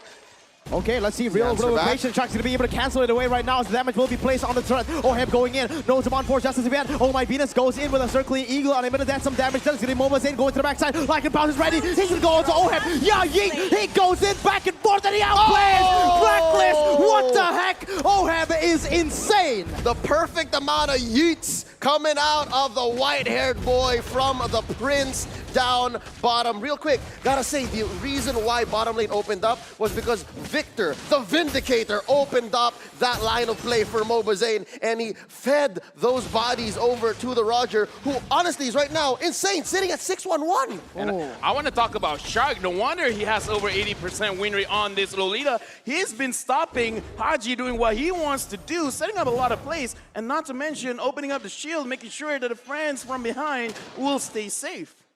Dude, this is insane. The This is back and insane. forth for BTK and Blacklist. The high-level mechanics coming through to save Blacklist from the inevitable end just now. Honestly, if Oheb didn't go for the Zaman Force, it might have been over. I must say, it's a tit for tat. BTK, on a micro scale, tactically speaking, they're making the right calls. But Blacklist, the reason why they're coming back is on the map, they're making the right decisions. Like, okay, we are allowed to do this, but we have to answer back immediately to avoid permanent damage. Oh man, I'm seeing the chat. Everyone's doing the yai. Let's see. Circle Eagle coming in. Kaka going on to the backside. It's not going to be able to deal some damage, as that is a beautiful disengage for BTK. They're going to go in all the way to the backside. Jikundo able to connect on Venus right now. But look at that. It's going to be the Swan Force popped in. Oheb dashing forward, backwards, everywhere on the map as Victor's going to get taken down. Immortality pop. But look at this disengage. It's going to be Roger! Look at Roger. He's untouched. Grrr! Goes in and he picks up a double. He's looking for a triple. He's going to go on to Oheb right now. He's going to go back to the human form. Why is he going to be able to kite everyone away? Look at Oheb! The Zaman Force! The he's gonna win! He goes in! But Mobazane! What was that? He's going to go for more onto Haji. Like Impulse not available. 4 for 2. That was a good job, Mirko, by the way. Thank you. He tried. It worked. Yeah. First huge objective for BTK, more than just being back in this game, they are actually in the lead. Luminous War going free for the Kings, and this is where they begin their path to power. This is their start. Hey. Slowly but surely, 4K now. Wow. I'm sorry, but if this is the comeback, I'm gonna, you know, like, I called it. Right now, The game's not over yet. Yes, I know, but just in case, you know, want to mention it right now. BTK right now, they're giving the audience their money's worth, because again, the audience is loving it. And right now, from the side of BTK, 4,000 gold lead. However, in this kind of situation, Blacklist, I would still say is kind of comfortable. It's just that they need to make sure that the Roger has, you know, be controlled a little bit. More than just the Roger, I really do think Victor's playing such a huge role here. They overcommitted to kill the Cho. That's what I saw. Oh man, honestly, at this point, the Kerr is actually buffing Mobazane's Roger. Oh, yeah. So maybe the NA fans, they just want me to keep on doing it right now, as the Lord is going to be able to march on down to the bottom side. Inhibitor turret taken very low as BTK look towards that top side. Look at the siege potential coming from Fried Chicken with that Beatrix outside of turret range, still just poking. This is what Oheb did to them, and BTK, they're on the rise. They're going for it. Oheb getting taken down really low. Real revelation though, they're going to be careful now. It's going to be Edward going for Zia. It's going to be him taken down, and Zaman Force will be able to pick up that kill. But Rise, what are you doing? Winner Truncheon though. It's all a bait, it's all a bait! Victor! He outclasses them! He goes and CCs zones 4 members away. That's just what the Vindicator does. Victor buying so much on the map. But look, they're not done. Circling Eagle. Oh my god, Zaman Force being used as well. Mobazane still able to kite away right now. It's going to be Edward following him through. It's going to be like a bounce now. Mobazane, he's trying to run, but look. Mobazane is going to get shut down. Edward Balboa going in, guiding Winner, bring him safely out. And oh my god, we have a game. We have a game. Kuni, if you're listening, make sure you prepare the water, because this is such an intense match right now. Oh, look at that. It's not over. Oh, no, Blast is going to be used on the backside. Yayi coming in for more him, dashing away, but it's going to be him winning the fight. Fried Chicken now still able to cut away as Venus goes into the backside. Edward can't do anything right now. No bid is used. It is going to be both of the teams going in for an all-out fight. Fried Chicken picks up the purple buff, but no members dying in that brawl. Leo, Yes. tell me what you're thinking right now. I'm thinking BTK has just woken up. This is the second win we're looking for from them. You know what I'm thinking? Yes. You have to do play-by-play tomorrow. You're all out. You're tough. You give it your all, boy. You give it your all. Come on, you're having fun. This is great. This is great. What a game. But yes, let's take a look at the items here, LaFell. Okay, looking at the items over here, looking at the damage from Oheb, he is basically full build. Interestingly enough, he has the Thunder Belt, so BTK, they do have to make sure that they're aware of this, because once they engage, once they get touched by Oheb, they all can't run away, and if they're fighting in the real world manipulation, they're gonna stop the journey, and then pain will hurt. So I think this Thunder Belt is gonna be a real game changer if BTK overcommits and everyone gets slowed. BLACKLIST International, they're gonna say, I'm gonna kill all of you, and with Bane, he will push straight for the victory. Well, did you guys realize that mobazane has 10 kills in this game? 14 kills for his team and 10 coming from him. I mean, given all that you're putting in, I don't doubt that he's gonna reach maybe even higher. So the reason why that is because of White Chicken and Victor. Clearly, they are the playmakers here. Damage coming in from White Chicken, just an annoying amount of CC and bodily presence from Victor. So for BLACKLIST, I'm guessing maybe they start with Zia. Again, just like how they did earlier in that team fight, start with Zia so that they can prop up for this Luminous Lord. That's what I'm seeing BLACKLIST should do to close this gap, but BTK, I don't think they're gonna make it happen so easily. Well, let's see right now, BTK. mobazane is gonna be caught out, circling Eagle to bring it backwards. he's alone. All alone. Shot goes in for the stun. mobazane now going for the damage. He has the Lycan Pounce already baited on front. Numenon Blast being used. 2 ultimates. Actually, technically just 1 ultimate, but 2 for the side of BLACKLIST. That is a boom, bang, bada, bing. mobazane right now, 10-2-1. However, Shark not having his Numinum Blast is actually a big cooldown for the side of BTK because that is the big engage tool. So probably BTK is also waiting this out. But just the same, BTK can afford this time because there's permanent damage on the map for BLACKLIST International. They have to continue managing these waves. Yes, you have great wave clear on the Bane, but the fact that the Bane Wise has to actually visit every now and then makes it all the more difficult. So yeah, they're always going to be a man up. Plus, thinking of how fast Victor rotates, it's going to be dangerous. So let's see who can engage here better. Oh, let's see. Shark goes in for the stun, circling Eagle all the way to the backside now. It's going to be doing a lot of damage, but look at the damage placed onto him. Lycan Pounce being used as well. The Victor coming in. Look at Victor. He's going to be able to zone away 4 members, but look at the Zaman Force and the damage coming from Oheb. Now it's on all-out brawl. Shark goes in back and forth, able to get 1 kill. mobazane jumps in with Lycan Pounce, able to get the damage onto Venus. Now onto Wise. The double kill picked up. Wise has been shut down. Now Immortality has been popped, but look at that. A 2 for 0 for the side of BTK. Victor refuses to die. They popped his Immortality.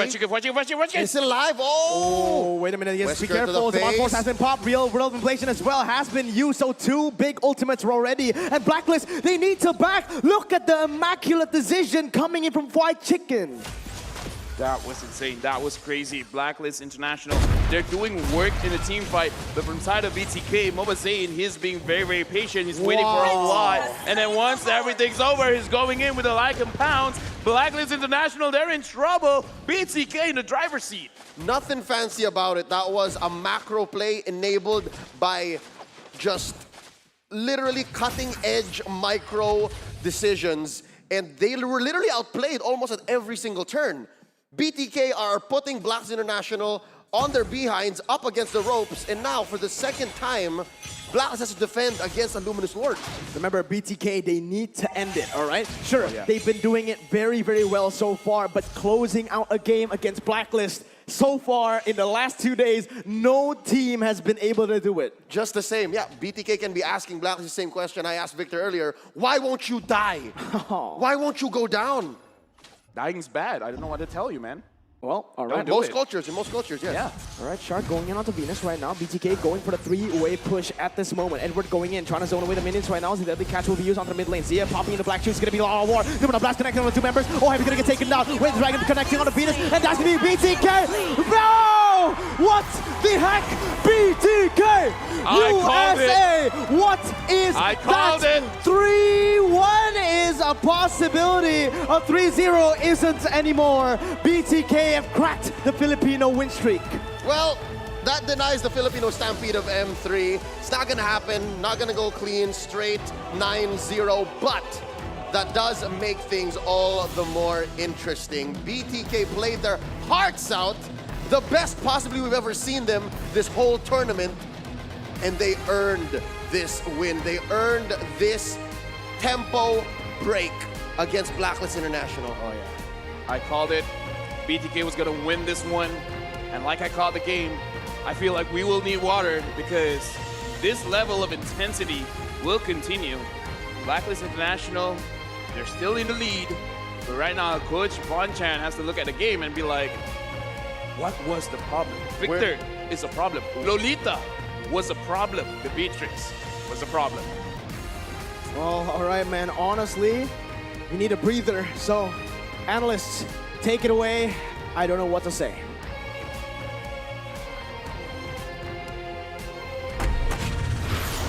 Don't worry, we got plenty to talk about here at the analyst stand. A lot to think about, and most importantly, the second win we were talking about for BTK. This potentially, if they can take one more game after this, this potentially could be one of the best series we've had here at M3. Currently, it's Todak versus EVOS. This one is coming up as a good contender. Yeah, definitely. I think that BTK really showing up in this particular game. So many standout plays from standout players, and this time they have comfort picks. Love the fact that they now have the Beatrix for fried chicken. They also have the Lilia and the Roger. In fact, this is a composition that they were already able to win with against Blacklists themselves. And interestingly, I think my personal MVP for this one is definitely this Lolita. Shark was amazing. But you can never really discount the fact that everybody came out big coming out from the side of BTK. Yeah, they absolutely came out huge here. They packed it all up, decided to get remotivated to take this one up. Beautiful, beautiful plays all the way. Just like Toomey. Have you guys heard about Toomey just yet? A luxury brand here, especially when they've come out with their new esports edition of bags. Oh my goodness, Toomey, the leading international performance luxury brand designed Toomey esports pro level bags and accessories for gamers on the go. So if you want something that carries everything in one simple bag, Toomey has got you covered. With that being said, let's talk about the item build so far and the overall draft. Whew. Okay, so let's talk about the overall draft first before the items, because I think that in hindsight, Blacklist International might have slipped up and allowed this draft to have this composition to happen for the side of BTK. Like I said, they have done this before. When they won in the game 1 versus Blacklist International themselves in the upper bracket match, this was their composition. Then eventually against EVOS SG, they also pulled this up. Now, Onyx PH prevented this from happening, but this time BTK will get it once again. The idea is to get Zia this Lilia, be it a Lilia or a Farsa, but mostly it's the Lilia for the damage. You have that peel and that crowd control coming out from Shark, depending on how they use it. You also have the long-range damage from Fried Chicken. Victor going for a split push as well as the pickoffs, and then obviously Moba Zane with the damage output. And by far, it has been great for Blacklist in the early stages, but BTK, when we saw them group up and just utilize this Nominum Blast, it was perfect.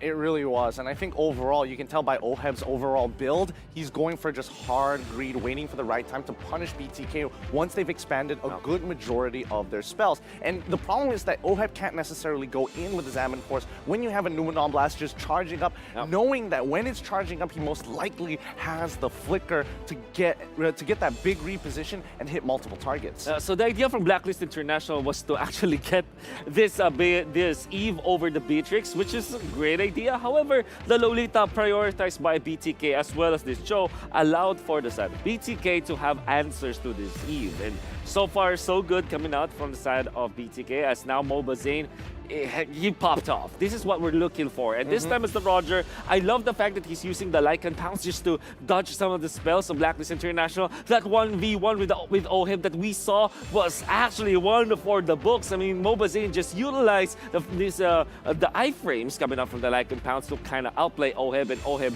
wasn't able to do anything when the Zaman Force isn't already available. So that's why BTK, I do love the fact that they're abusing these little openings, little windows that they find in each skirmish. Yeah, here's the thing. It's surprising to see how patient Moba Zane is by holding onto that Lycan Pounce until absolutely necessary. Even when he is literally at lethal, he will still hold it, and that's so impressive. However, some of the key points that we need to keep in mind here, Victor having overall played that laning stage against Oheb very, very well, allowing to help control the top side of the map. And surprisingly enough, most people won't even realize that Zia him taking away the Litho Wanderer, giving him enough EXP to hit level 4 first, made the difference for the turtle fight. So let's give it up for our MVP, Mobazane. Ooh, Mobazane, 79% kill participation, an absolute banger in this game with 13 kills, only 2 deaths, and overall such an impact player for the side of BTK.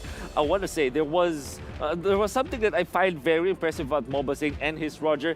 The way that he's using the first skill, right? He's always hitting his shots, and even in range form, he knows how to deal the damage. I love that, and we saw that in their series against BLACKLIST International in the upper bracket, as well as against EVOS SG. He was one of those Rogers who utilizes the human form to his big advantage. He's using the Hunter steps so that he'll get more positional advantage, and of course, using the slows coming down from the inside of the first kill, was able to just be pesky against the side of BLACKLIST International. I think at this point of time, it's something to keep in mind against BTK, because personally, I feel that at this point in time, Coach Bonchat really was giving a lot, even arguably too much respect, because there were times in the draft where we could have seen a different matchup here, and I think even for Oheb, he's tired of having to play a very oppressive lane, so he wanted to go for a Harith, and all of a sudden BTK thought one step ahead and switching things up. I think it's not much really about the draft of their choices, right? Because they look good. I mean, BLACKLIST International were leading. It kind of feels like they're in the trajectory to actually take this to a 3-0, and that meant, however, that BTK just found their opening, and I think this time they have dealt well against this Eve. When you see the previous games coming out from BTK, they were just fighting under the real-world manipulation. This time, it's either they cancel it or they get out of there. Yeah, just clean executions, as Leo has mentioned, the micro plays that make the overall macro look immaculate. But with that being said, we've got another game on our hands, everybody here. Ooh, game number 4 on its way. Let's throw it back to the caster's desk. Take it away, boys. 2-1, the Filipino win streak has been broken here in the M3 World Championship, second last day, and we are seeing magic, a miracle come on stage right now for BTK versus BLACKLIST for the lower bracket finals. Welcome back, ladies and gentlemen, to the caster desk. It is Mirko, Leo, and Lafel on the desk to accompany you throughout this series, and man, oh man, this has been a treat. He called it. He said that this was the game wherein BTK would have come through. They would steal one away. How about now? What are you feeling? What are you feeling? BLACKLIST. What's the call? Oh, okay. Yeah, I'm just playing I'm just playing with everyone's emotions. I didn't expect you to ask me that. The first word that came to my head was BLACKLIST. And the way that I do things is whatever pops in my head first. Words just come to your head. Words just come to my head. You know what? But to be fair, I went backstage just now and I heard the guys from BTK is like, "It's not over. It's not over." They're young, but their voice is very freaking deep. Whoa! That's what makes it over. Oh, okay. Yeah, that's how they sounded like. That's Shout out pretty to cool. Sultan Ring. It's probably somewhere here. Oh, well, honestly, right now, I do want to talk about BTK. The reason they were able to get that win is, again, going back to their comfort picks. Roger, Lorita, all these picks coming in. Beatrix as well for Fried Chicken. It's going to be banned away for sure. It's a little too much left. Exactly. I get it. It's a little too much left to their comfort and to their excellence. And yeah, specifically the fact that the show was open and the BLACKLIST were playing a lineup that essentially says, okay, come into us, come into this, and then we can punish. It's the story of a lot of the team fights is BLACKLIST chasing. Yes, it looks amazing when the circling eagle, that's just where you say kaka. Yes. Where it's the circling eagle by Oh My Venus coming in, and it's just a little too dangerous because sometimes the guiding winds doesn't follow through, or it's not the right target that's coming with you. Even V-wise, even those two coming in through this lineup by BTK, Cho, Beatrix, Lolita, Lilia, Roger, even they will fall. I agree completely. And what are your takes on this? Okay, so my take, the real problem in that game just now was Shark. He played so confidently. He really set up a lot for his team, as well as protected his team from crazy engages, because we've seen Mobazane on this Roger, and it can be defeated as long as you play it the right kind of way. From side of BLACKLIST, I feel like they do have an answer for that kind of composition. It just comes down to which is their true goal. I feel like the real problem is Fried Chicken and Shark. Mobazane, yes, he got an MVP. He's playing great. but shut down the people around him, and he will also lose chances to actually engage and get those kills. You want to know a fun fact, guys? Yes, we do. That is Haji's first loss on the Eve in M3. What? Yes. Anyways, we have to look at the Cho as well. The Cho is an amazing pick. Shoutouts to Moonton for creating such a wonderful hero that has survived the test of time. It really doesn't matter what kind of meta it is. Cho will be there somewhere. Yep, he's been adjusted here and there. Some of his mechanics have gone through the years. Oh, yeah. But he's still the same efficient and effective tool in most meta games. So yeah, I'm guessing, given these two previously mentioned facts, Haji's first loss and Cho is amazing, I'm guessing put Cho and Haji to confirm this series. At this point, because the series has just gone to like whoever picks Cho first, technically, Ban the it last out. 2 games, do you want to ban it out or do you want to first pick it? It's very expensive, I know, but Hey, no. Honestly, in the like, series, yeah. First pick Cho, I think like that's pretty cool, pretty hella good, because it has worked so far. So why not, right? Exactly. That's what I'm trying to say here. Do they want to go for these crazy first picks now that it is proven that it works, you know? Yesterday in the RRQ series, we saw Skylar was able to do so many plays, able to stop the game, stall the game for so long on that show. We saw when Haji picked it up, it was just GG. It was a contest pick for RRQ and Blacklist this time around. Same thing. Yeah. That's 1 point. That's 1 point of adjustment. Give Cho to Haji. Where do we go from there? On the side of Blacklist, maybe... I'm 50-50 right now on the Bane. This Beatrix is still looking very good because That again, too.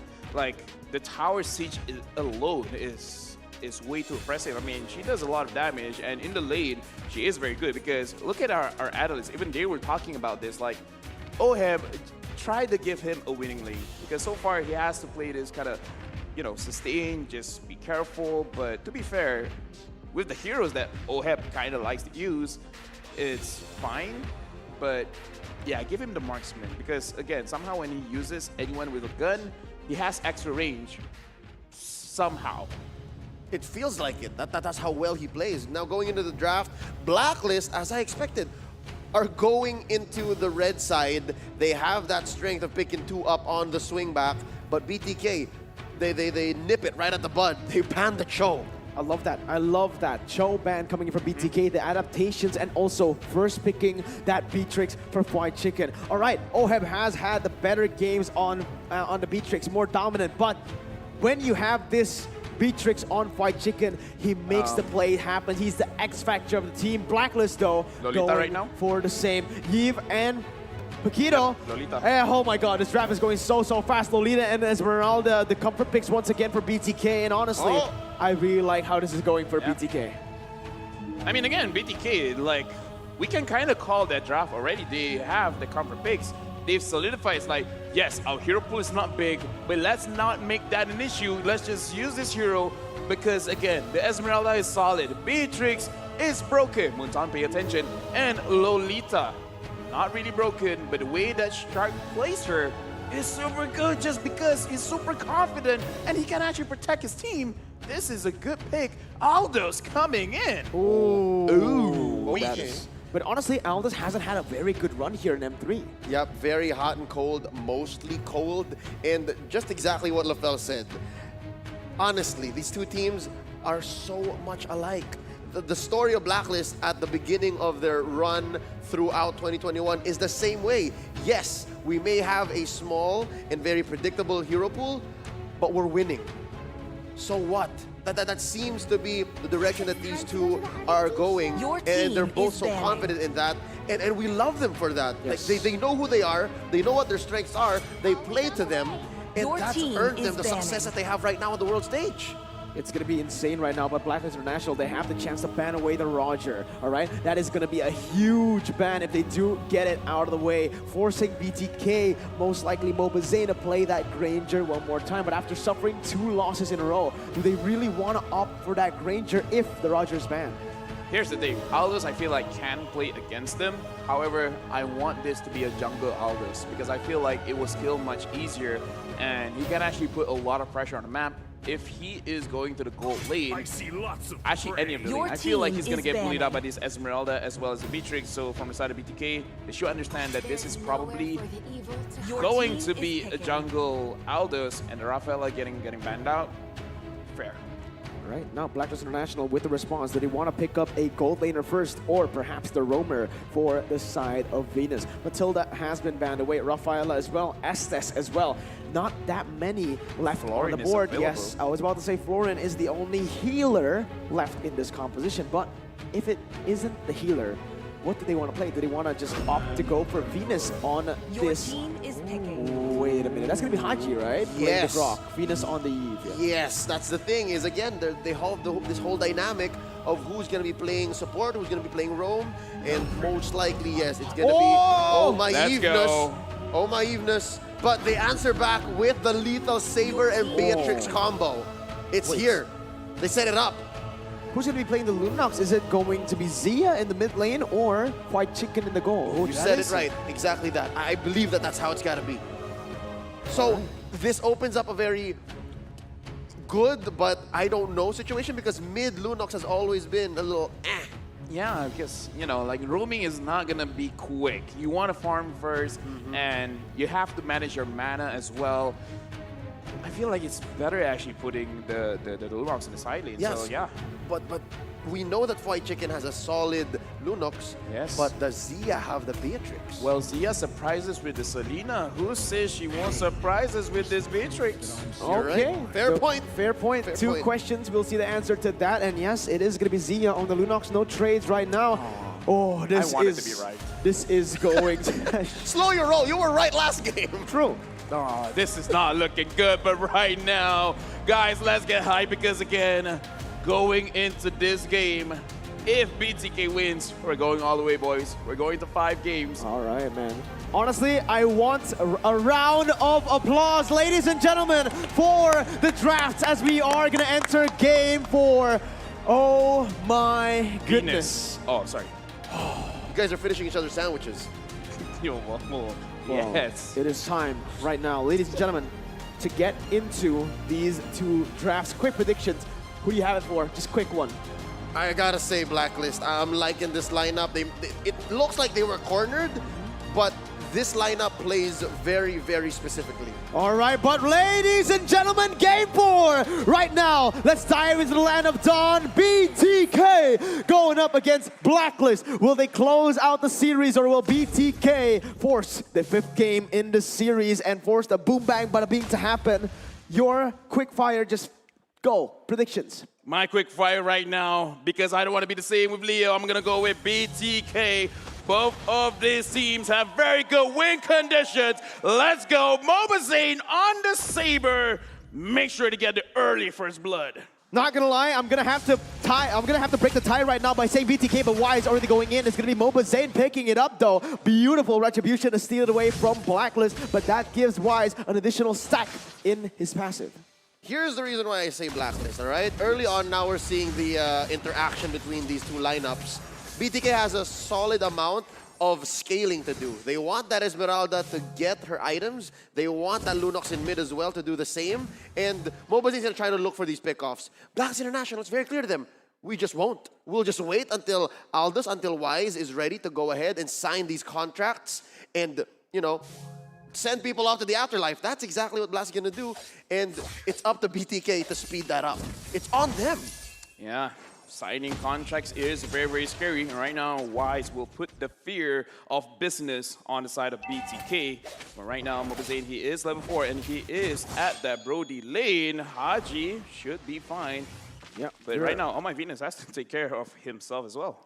Yeah, absolutely. Venus is going to be the target right here for Mobazane. Look at Venus. He's going to go in. Mobazane's still waiting in that bush, looking for a pick-off onto him. Haji opening up the map. Mobazane goes in with the help of Shark. The stun won't connect because of the anti-CC. Wise has made his way into the mid lane as well. Going in for some stacks. Will be able to get 2 minions right there. Let's see. Oh, Zia goes in, and that's going to be the Chaos Assault only. Mobazane still holding on to that triple sweep for now. Yeah, right now for the side of BLACKLIST International, it's actually a good thing if they don't play the game for a while. You know, like let them take the turtle and everything like that. Just avoid mobile Zane first. Oh, let's see. Haji's going to get taken very, very low. Victor jumps into the backside. Wise is going to be able to go onto the turtle as well. It's going to be the retribution taken away by Wise, but look at the damage coming in. It's going to be all the way. Victor in a 1v4. Turn up our memory, going to be able to get some damage on the go, but it's going to be Wise taken down. Shark is able to get away, but now it's going to be the auto attack coming from Oheb. But look at the turn. Momo's still alive. He gets out, but not for long. Edward goes in for the kill. It's going to be him taken down as well, and that's going to be a 3-4-3. No, a 3-for-2 actually in the hands of BTK. These two teams are giving the crowd what they want. A lot of action, huge trades. But here's what I'm thinking. Maybe it's not going to be for the better, given the scaling that BLACKLIST International is looking for. But to be fair, credit where credit is due, Wise still took that turtle like a champ. Yeah, that was a beautiful turtle steal right there. But chicken. Oh my God, that is insane. Yeah, that was That's MOBA Zane. Hey, that's not bad. Yeah, You're welcome. Okay. You're welcome. I'm here till tomorrow. Yes, well, We're here till tomorrow. Yes. Yeah. Right now, looking at this game, honestly, in that kind of team fight, I kind of shut my brain off and then just enjoyed the scene. But going back into the game, BLACKLIST International, Zia is going to get caught, but the Brilliance should make it possible to survive. Yes, flicker out. It's a bait though. Shark is going to be on the way. Numenon Blast is going to be able to connect onto Haji right now. Zia pops into Chaos Assault already going in, but it's going to be a mistake. Wise will punish him in that, and that is going to be a huge stack picked up once again for Wise. He is scaling even better than MOBA Zane right now. Look at the farm, level 7 to 6. Yeah, right now, they have to realize Wise with that business stamp, putting them on the blacklist, chop on them. It's going to be very, very scary. And this is why I prefer Aldo's being in the jungle. He skills much faster, and he can get those stacks while punching people out. Right now, MOBA Zane is slowly losing out in terms of what he is supposed to do. But right now, he doesn't want to go engage. Yeah, it's not a good engage right now. They don't have the damage just yet. Zia needs to keep on scaling before he goes for that white chicken, and Edward though already trading shots in that top side. He's still staying. Is that a mistake? Shark goes in for the stun onto Haji. Opening up the map once more as BTK goes and clears the wave in the mid lane. In the bottom side, there is a fight as well. Esmeralda versus Brody. Right now, Brody is losing on the trade, but the Tournament of Memory will just switch it over to the side of Oheb. But Victor still has that regeneration, so he is actually going to win out in that trade. Take a look at the items, though. Fried chicken with the first item, Milfic. Yeah, I feel like that is a little bit of a desperation move because they feel like they need to get a lot of the skills early on. So Malefic Roar will be finished much, much faster than the Blade of Despair. So I think that is a very good choice. Oh, Zia needs to be careful though. Pops the Brilliance. A huge ultimate already burned away. It's going to be the real world inflation. Going to be able to take up the kill onto Zia. MOBA Zane can't respond. He's getting taken low though. Oh, that ultimate popped in. Wise will choose to go onto the Esmeralda. Nope, just getting some mobility on the board as he puts his focus onto the turtle. Chaji able to zone away the members of BTK, but Victor is going to go for an engage right now. MOBA Zane still has the triple sweep. This is the prime time for them to look for something, but no, they are not going to go for it. It is the retribution by MOBA Zane, but nothing more. Yeah, mind you, Haji still had the wild charge. That's why he was so confident that he will not die. And in case he did, that would have been a clear sign for BLACKLIST International to say go time. Oheb still has the torn apart memory. Yes, Oh My Venus does not have the real manipulation, but the punish is very real since Edward did commit and he did rotate as well. Excuse me, isn't BLACKLIST International supposed to be the one scaling up? Why are they taking the lead? Right now, they're almost 1,000 gold up, and BTK, they haven't been finding any picks. Hachi has to go away because he's like, yeah, this is not my business. I'm going to go away. Sure, BLACKLIST wants to scale it up, but so does BTK. Honestly, they have the Beatrix, Lunox, and the Esmeralda. Sure, the Saber does fall off much harder than the Aldous, but the Aldous actually scale up pretty well as well. So again, in the late game, Aldous will do damage, BTK too. This is that dichotomy that I was talking about, the dynamic between these two lineups, is because BLACKLIST International just wants to keep slow rolling, right? But BTK, they have a mid-game spike, so I think that's why BLACKLIST is also going a little faster now, because they want to make sure that that spike doesn't happen sooner than later. Well, let's see. MOBA Zane already on to his purple buff. BLACKLIST International will look to contest, opening up the map. Shark's going to get taken. Oh, look at quite low, but in the bottom side, Victor winning in this 1v1 as Oheb is forced to back away. Right now, looking at the map, Oheb is not having a good time because this time, Oh My Venus is not actually babysitting him that much. Haji is just looking for picks as well, trying to open up the map, making sure that BTK does not have any kind of cheesy engages. But right now, Shark with the conceal, not really looking for anyone. the game is slowing down for a bit. Yeah, and honestly, in the mid-game, Blacklist will have a little bit of a power spike as well, obviously with Edward, Oheb, and Venus on the board, with especially that Grok. Gonna be key to maintaining this lead, if we can call it that, for BLACKLIST International is vision. Wise has to use that contract fate very, very liberally to make sure that they know exactly where Zayn is. That Death Bush play via the triple sweep is such a lethal threat. Even if it's just Shark showing himself, you never know who's hiding in the bush. Absolutely, but now Turtle has spawned. This is going to be the third Turtle of the game. So far, Blacklist have been able to secure 2 out of the 2. Now, third one spawns. BTK looking for the trade in the bottom side. Let's see, Oheb, will he reveal himself? Nope. It is going to be MOBA Zayn forced to back away. The vision controlled right there. Pops it in, and Oheb will have a safe time in this bottom side. Will just get the turret traded for the turtle. I feel like this is quite a good play coming in from Blacklist. BTK, they will eventually get the pick, I feel. It's just that Oh My Venus right now, we're not seeing a lot from him as well, because even he realizes that MOBA Zayn is actually just looking for him, because the rest is just going to be very, very dangerous. So as long as Oh My Venus is playing Magician and always disappearing, should be fine. This game will scale up. Sooner or later, MOBA Zayn will come online as well, but it's going to be very difficult for him to find the right target. But speaking of that, finally goes in for the triple sweep on the Haji, while Charge will be able to bring him back, and that's going to be the kill traded 1-for-1. White Chicken going in, but Wise is going to go in all the way to the backside. Now the stun connects onto the bottom side of the turret. White Chicken's able to connect. Wise gets outplayed! Double kill for White Chicken. That was an odd play by BLACKLIST International. I don't think there was enough stacks on either target there for it to have been a good torn apart memory for Oheb. So it was very short-sighted.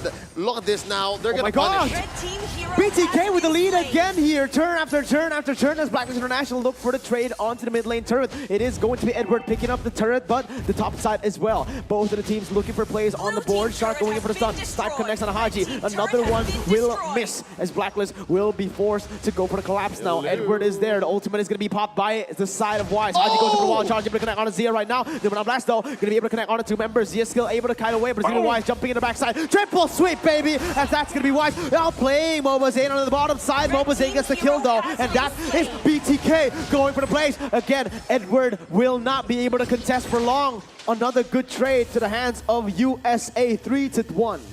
looking at that, this is why I'm saying MOBA Zayn will eventually find the picks that he does want to do, just because of Wise kind of overestimating what he can do. Okay, to be fair, he did get a kill. So it's still a very, very positive trade. Shut down as well.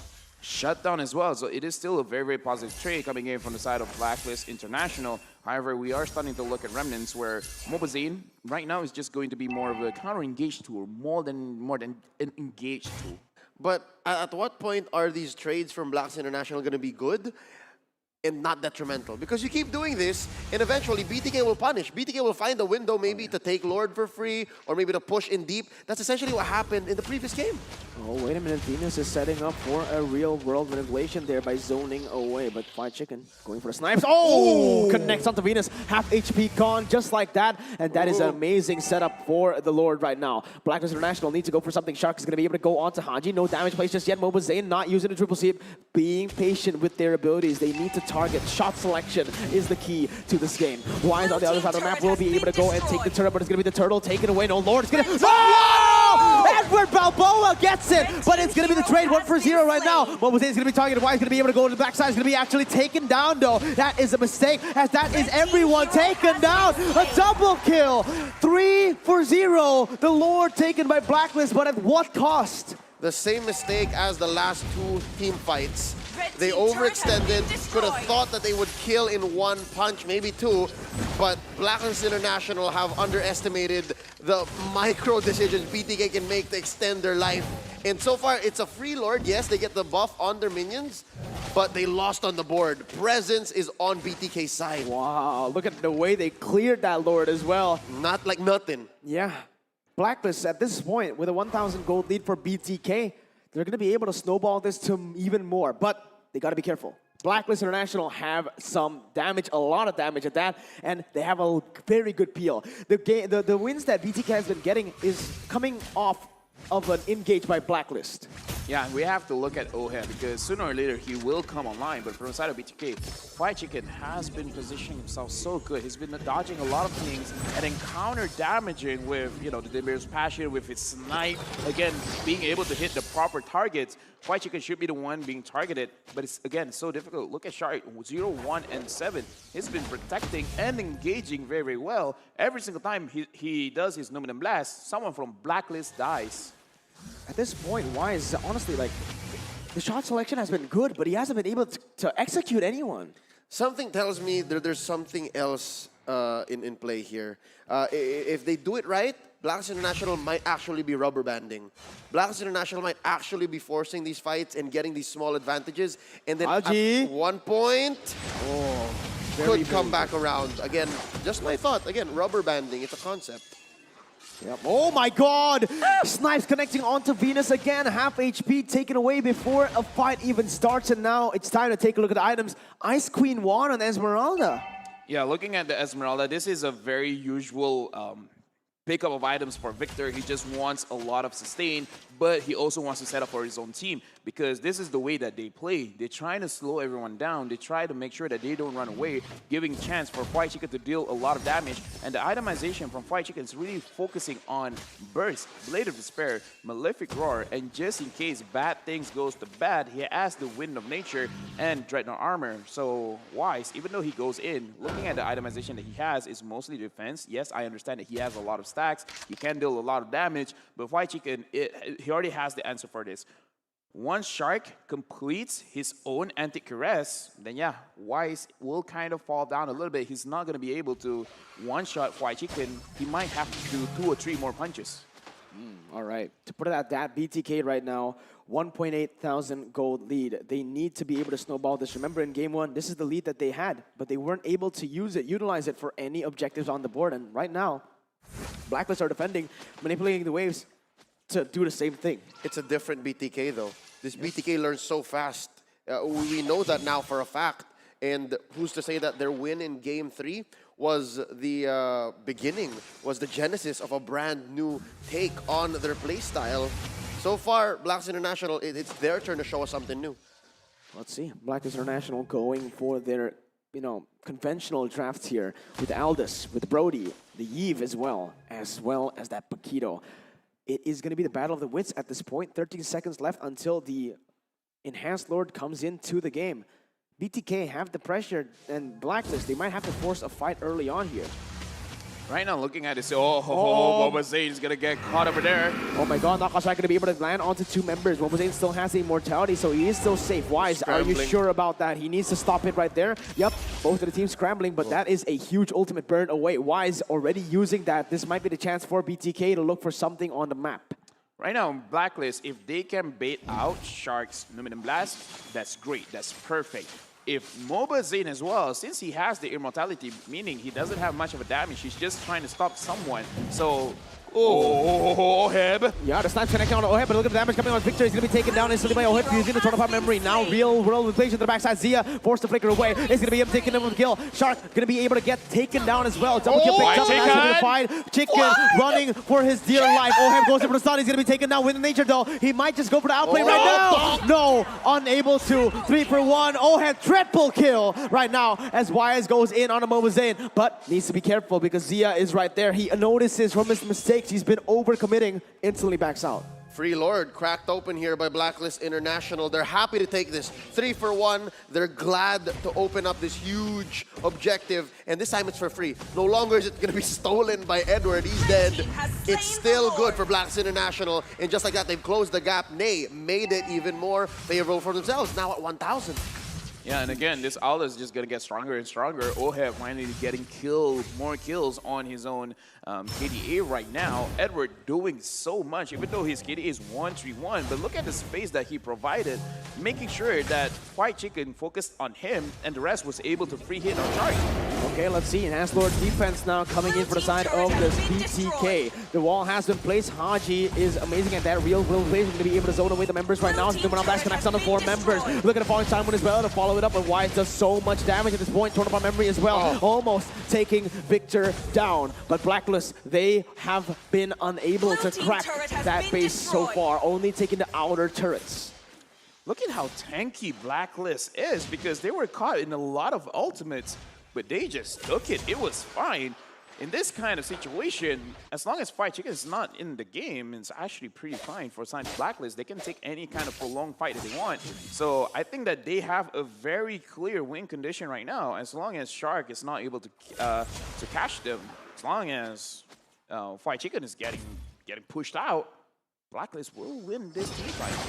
Wait a minute, Blacklist International, they're actually setting up for something. Haji goes in, wall charge, not going to be able to connect right now. Moba's still able to dive and back away. Numeron Blast connecting on the 2 members. Wise will stop at that, going on to Shark instead. This is going to be Fried Chicken on the backside, still able to kite away. Edward though, he's going to get taken very, very low, but Real Vision going to be able to zone and keep them at bay, as Blacklist will just disengage. A beautiful, beautiful play by both teams there. Love the dance happening between Blacklist and BTK right now. It started with a win from Blacklist as they went in for the engage on Fried Chicken, but they answer back with a huge ult. Then they try to catch with that Numeron Blast, canceled by Blacklist, but they were able to get away from the rule manipulation. It's more of a, I give you 2, I take 3, then I take 2 again, then you go back to 0. It's amazing what these two teams are doing with each other. Looking at Edward, he has the Bloodless Axe as well as the Malefic Roar, but the more important thing is the defensive item that he has. He has the Dominance Ice as well as the Athena Shield, able to tank a lot. Mobazine actually having a lot of penetration over here. War Axe, Malefic Roar, as well as the Hunter Strike. I feel like he can kill Edward, so Edward has to be careful as well every time he engages. Same thing with Wise. So yeah, I mean, it's still the same thing. As long as Fried Chicken is being targeted, they're fine, but they have to be a little bit more careful because a comeback is still possible. There's another fun fact I want to talk about. Last time BTK won against Blacklist, it was the exact same score. Blacklist had match point, and BTK were able to capitalize on that. Wasn't a reverse sweep, though. Let's see if they can do a reverse sweep here, because Blacklist, right now, they're controlling the map. Victor is, you know, in these few fights, he is building tanky, but it's been him bursted down many of these times. Blacklist seem to have the control over the map here. Yeah, BTK again, their main advantage is bodies. They have boots on the ground, and as long as that's there, they can find outplays. Blacks International, they're playing more of the map. They need to make these smart decisions. They need to be able to open it up and then force BTK to make wrong decisions. Again, they both have their strengths, and they're both trying to have the other play into it. Let's see.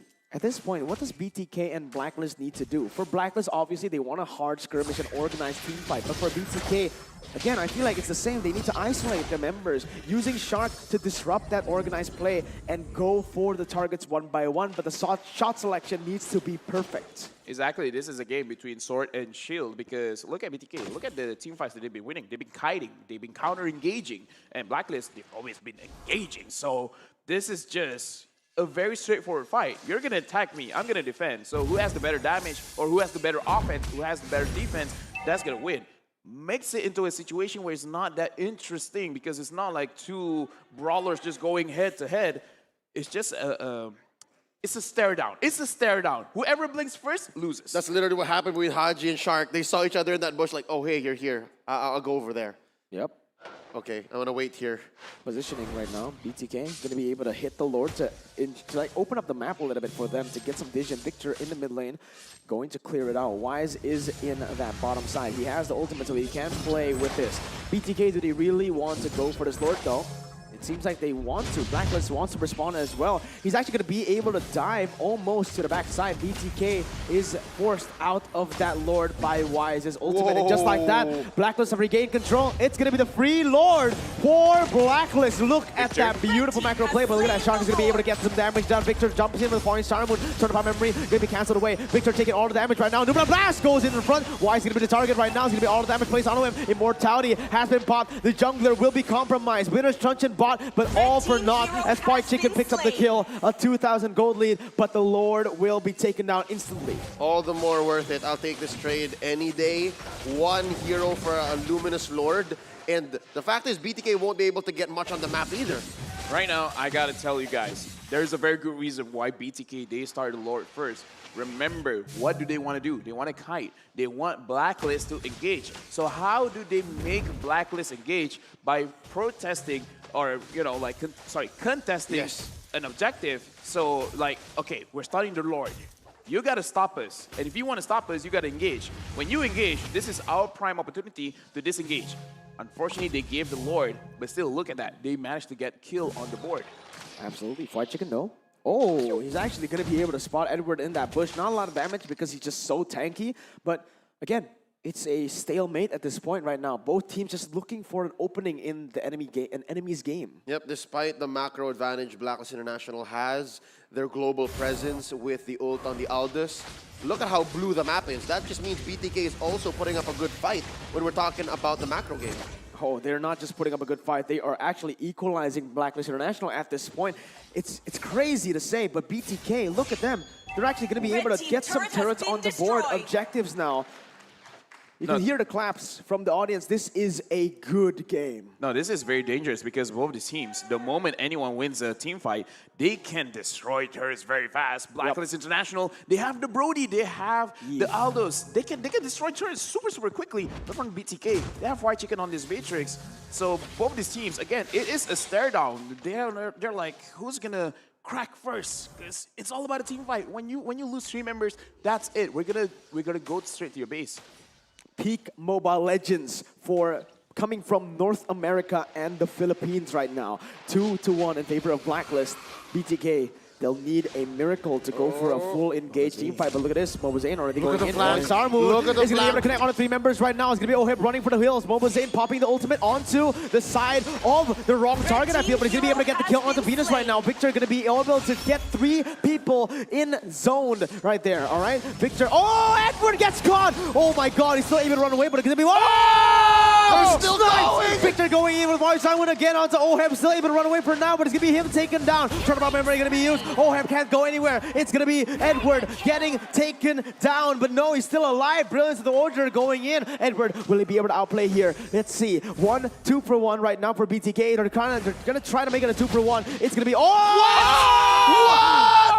What is going on? 3 for 2. BTK gets the better trade.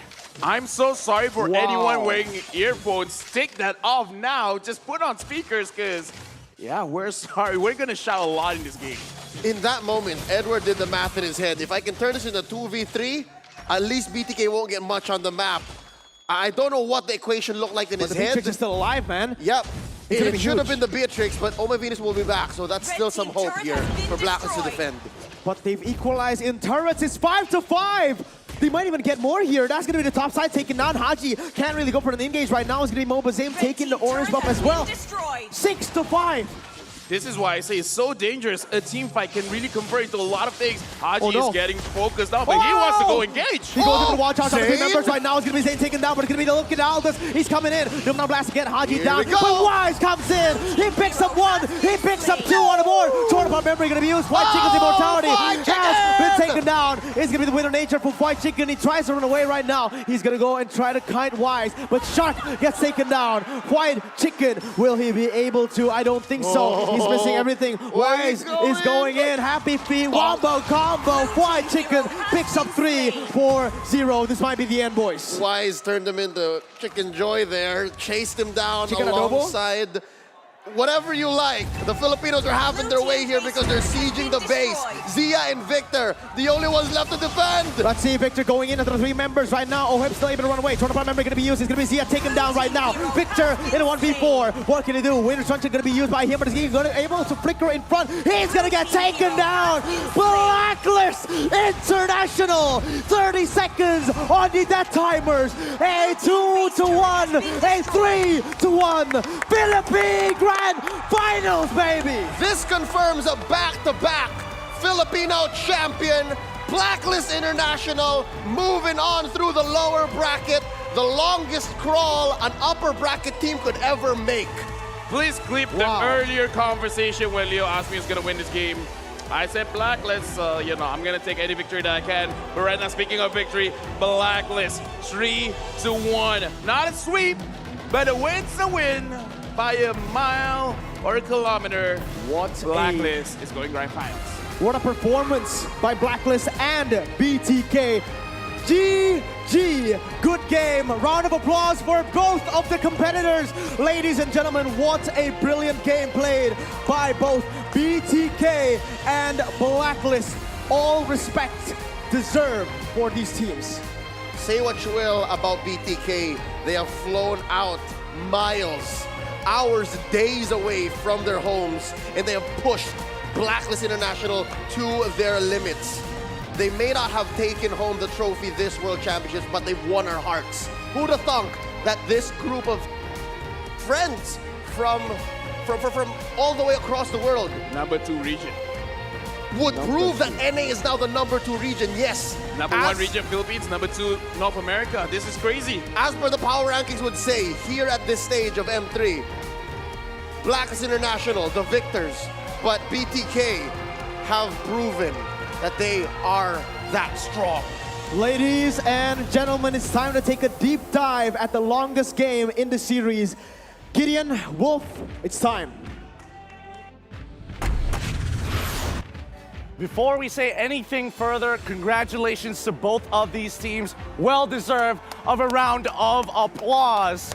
One of the most intense series we have seen thus far. Well done to both BLACKLIST International as well as BTK. An incredible series, truly. And even off stage, we are already seeing both Oheb as well. Oh, I wish people could see it. And Victor embracing. This is a beautiful game. A beautiful moment. A truly beautiful moment. But well done. The best from the West. Now, the number 2 region representing North America with the Philippines. Welcome.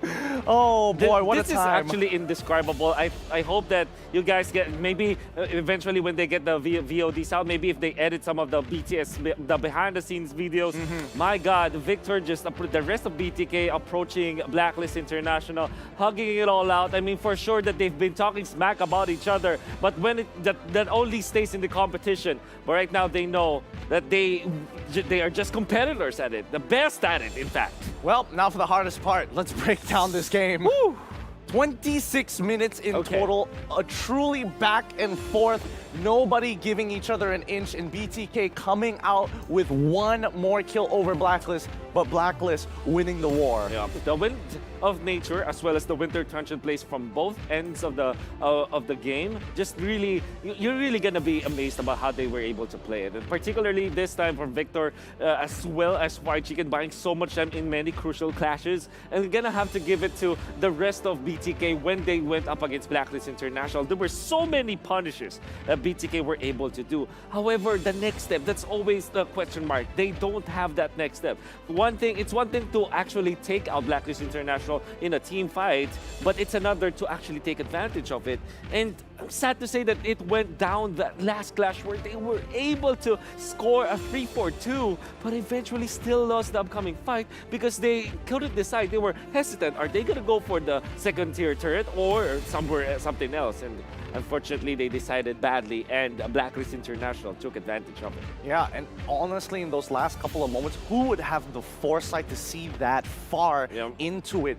I mean, BTK was already up in kills. They were already winning the overall team fight, and Edward coming out huge with the biggest play, managing to take out Zia just in time to set up the next fight for Wise to come out of spawn. Exactly, and it's all about just BLACKLIST International prolonging the fight, right? For BTK, surely they got incredible kills on both Wise as well as the rest of the gang, right? But again, Edward making the plays, just buying enough time. He eventually died afterwards, but the amount of time he was able to buy for BLACKLIST International was just way too good. And like, looking at just the amount of damage that BTK was able to just churn out. Imagine they were playing against both Eve and Aldous, heavy damage dealers, right?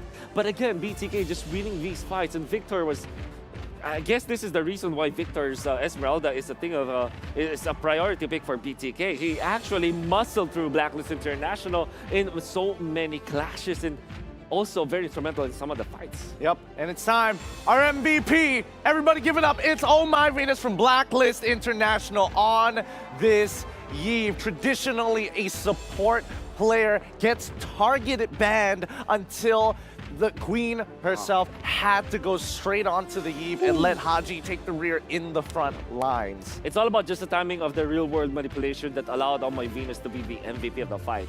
If you're just understanding how Blacklist International just pops it, it's really not about the damage. It's more about zone control. It's all about the slows you get out of it and eventual stun that can be followed up by this Aldous. So that's exactly what they're trying to do, right? If they try to engage, if BTK tries to engage, particularly in Lord fights, they pop the real world manipulation, just go for the slow. When the side of BTK scrambles, there you go for the kill from this Aldous. It's incredible. What more can you say about this? Both drafts had really difficult win conditions all across the board. And even for the side of Blacklist International, Wise was unfortunately struggling to get to that point where he was one-shotting his opponents. Let's look at the highlights and talk about this one more time because this game truly was incredible. Game 3, we see the composition that BTK knows and loves. One of their winning compositions, and eventually they took one game away from Blacklist International because of it. And Mobazane just really popping off. And this is what they need, right? The Mobazane trying to, again, 1v1 against OHEV, eventually wins it. Look at the iframes, the way he uses it. And of course, the fact that he's using the range as well. Look at how he just used like compound so that he be able to deal more damage. And eventually, BTK gets this win in game number 3. Game number 4, however, this is all about Blacklist International as they really just use their Eve for the more damage. But Wise, this was so many questionable plays for him. In fact, it wasn't just the one. They also tried to go for the top lane, and eventually he gets punished, and Wise just really overcommits. And this was the winning fight. Unfortunately, for the side of BTK, they weren't complete in this fight. And Fried Chicken, as much as he couldn't run. Unfortunately, from the side of Blacklist International, is just gonna be chased. And up until this point, as much as they tried, it wasn't enough. Yep, moments before disaster overall, but a truly great game it was for both sides. Something about these regions, red, white, and blue, seems to be the common theme between them. It truly is a beautiful sight. Last thing that I want to say about Blacklist International, particularly in the laning stage, I love their lane configuration. They put the Aldous in a lane that he will win against that matchup, and then eventually they match up OHEV against Fried Chicken. They dodge Fried Chicken's lane onto OHEV, and I think that's a great decision coming up from Blacklist International. It truly is. Yeah. And honestly, Wolf, I have to say, congratulations for an MPH this time. Well deserved. We'll get you next time, but we're going to be throwing it over to our beautiful hosts here, having a conversation. And congratulations once again to Blacklist International. Take it away. Thank you very much, Gideon Q as well as Wolf. You guys are beautiful. And before anything, let's show our love to BTK North America in terms of M3 officially. Second place in the region. Well done. But center stage right now. Give it up for the queen of Blacklist. Oh my Venus! Yeah. Am I doing it right? Hopefully I'm not butchering it as well. Oh my Venus, an amazing last game, could have gone either way. My first question to you is, how does it feel to get a bit of revenge against BTK? Actually, it's not about revenge anymore. Everyone is so emotional right now. Actually, even me, like we're down to lower bracket by the same team we beat today. And I'm just so proud of my team. Like, I can see their efforts. Since we went down to lower bracket, and I don't know, I'm just so proud of them, and even for Onyx PH, because during M1 we represent a PH team with Dilar and Baloy, so I'm just proud of everyone. Let's talk about the journey from the upper bracket to the lower bracket. What kind of challenges did the team face? And how did you guys overcome that? Because I know even in social media it was very difficult. Yeah, though expected na din naman namin yun na pag natalo kami talagang sobrang magiging malala yung gagawin sa amin ng social media. And especially, BTK pa yung nakatalo sa amin. Alam naman natin kung gaano hinayp yung team na yon. And simula nung natalo kami ng BTK, katulad nga nung sinabi ko na sobrang naging eye-opener talaga sa amin sa maraming bagay talaga. And I think ayun din yung naging main reason kung bakit kami nakaabot ng Grand Finals ngayon dahil dun sa pagkatalo namin. V was saying that it's been a difficult journey, especially in the social media with all the comments, but especially because they've lost to a team that's new here in the World Championship. But everything was great in the sense that it was an eye-opener and they learned a lot of lesson, and those lessons helped take them to this very moment towards the Grand Finals. Amazing stuff. Now, if you're watching this wherever you are, I guarantee you there is a party happening in the Philippines right now, and the hashtag Pilipinas lang malakas proving to very good use. Oh my Venus, any message you want to give to all your fans back home in the Philippines? Of course, first of all, thank you so much to all the Blacklist agents and to all the Filipino supporters that who watch here today in this very stage. Thank you so much for giving your support. And to VY Spam, mahal na mahal ko kayo. To my family, especially my mother and my sister in Japan. Para sa inyo to. And to our bosses, Boss Aloja, Boss Rek, and Boss Rada. And special shout out to Master the Basics. Without him, we're not gonna be here. Onik, you're facing Onik Philippines tomorrow. For sure, they're watching you right now. What do you want to say to Onik Philippines? Oh my God, let's do this! Let's do this. Congratulations, V. The entire Philippines. They're proud of you. For sure, the casters in the Philippines are jumping up and down right now. Thank you so much. Salamat, Russ, oh my it's a Venus. big Thank day you so tomorrow. much. Thank you. Thank you. Oh my Venus! First of all, I have to point out that some of the fans here bought all the tickets, all the games, just to make sure that they got to watch Blacklist International because they didn't know the schedule yet. I know Amazing. the camera is on us right now, but Mara, I feel that we should part for a bit. Can you all wave your flags, wave your signs for everyone to see right now? Beautiful, beautiful Take a look at stuff. the agents. Now, of course, no rocket science needed. Let's have a look at tomorrow's grand final. Let's have a look on your screens right now. Onik PH, of course, against Blacklist International. Grand finals, Mara. This is the road that both teams had to take to get here. From the upper bracket, Blacklist International had to go down and make their way through the grand finals to meet Onik Philippines. And let's take a look at the schedule for tomorrow. Yep. This is going to be an intense matchup. Best of 7 series. Philippines versus Philippines. Onik versus Blacklist International starting at 5 p.m. You don't want to miss it. Like what Mara said, best of 7. It's going to be a party. It's going to be a celebrations here at M3 World Championships. Amazing stuff. I cannot wait to see you tomorrow. What many people are now saying, it's MPL PH Season 8.5, Mara. Well, MPL Philippines Season 8 Grand Finals looked exactly like this, but you know what? Yeah. The results might very well be different. Those two are meeting, and they say that the Ube strategy of Blacklist International, well, that can be countered by Onyx Banana Split. Anything can happen. We need your support, so make sure you watch tomorrow. Now, M3 World Championships made possible by so many people. Who do we thank, Mara?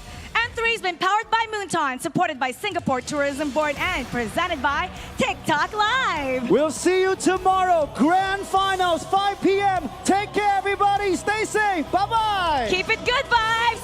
Pilipinas lang malakas!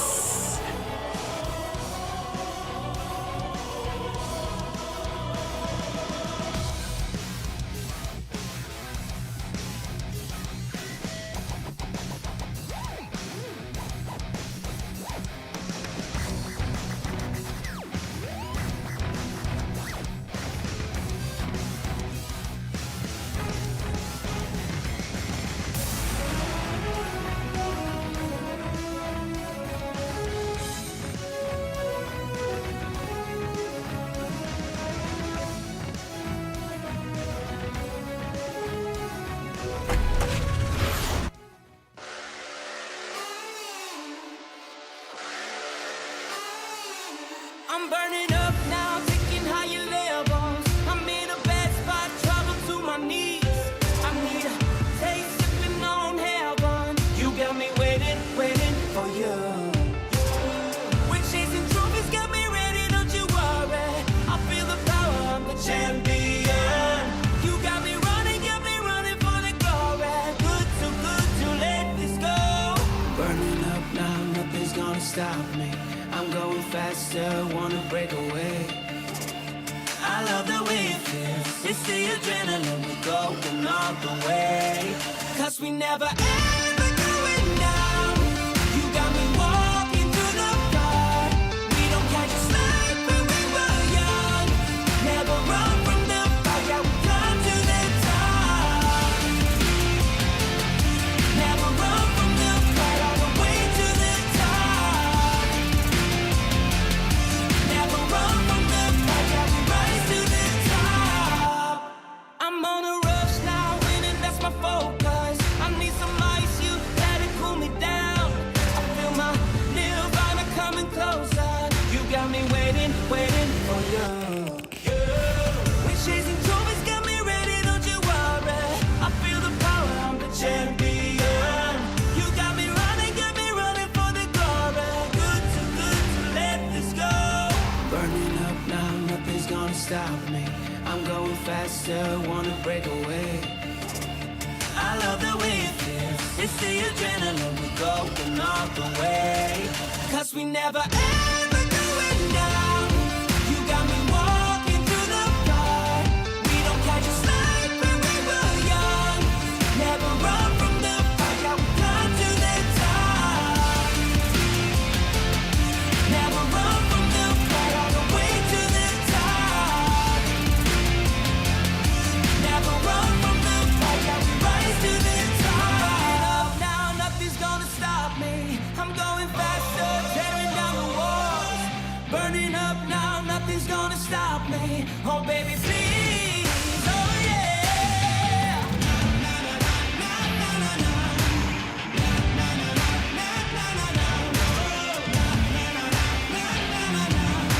I love the adrenaline, 'cause we never ever going down. You got me walking through the fire. We don't catch a slack when we were young. Never run from the fire, we come to the top. Never run from the fire, all the way to the top. Never run from the fire, we rise to the top.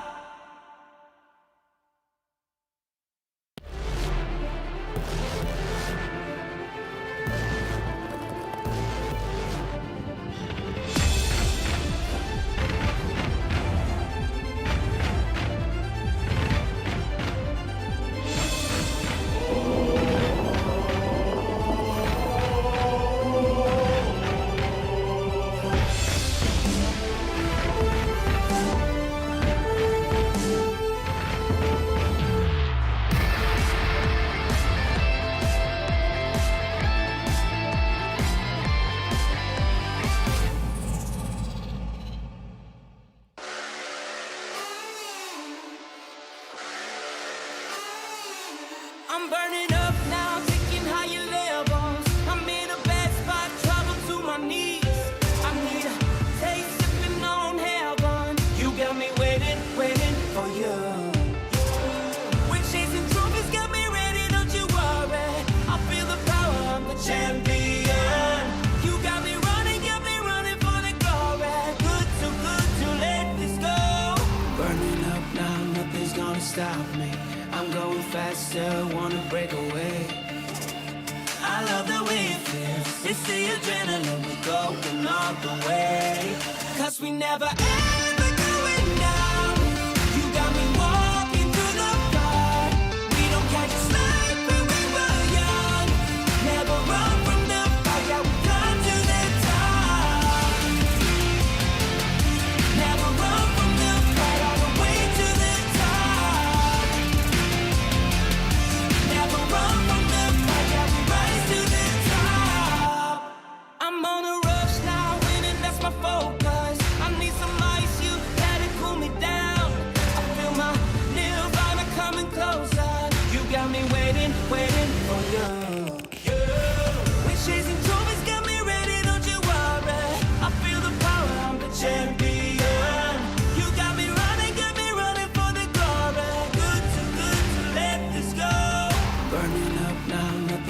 stop me. I'm going faster, wanna break away. I love the way it feels. It's the adrenaline, we're going all the way. Cause we never ever going down. You got me walking through the dark. We don't catch a slide when we were young. Never run from the fight, yeah, we come to the top. Never run from the fight, all the way to the top. Never run from the fight, yeah, we rise to the top. Now nothing's gonna stop me. I'm going faster, tearing down the walls. Burning up now, nothing's gonna stop me. Oh baby, please, oh yeah.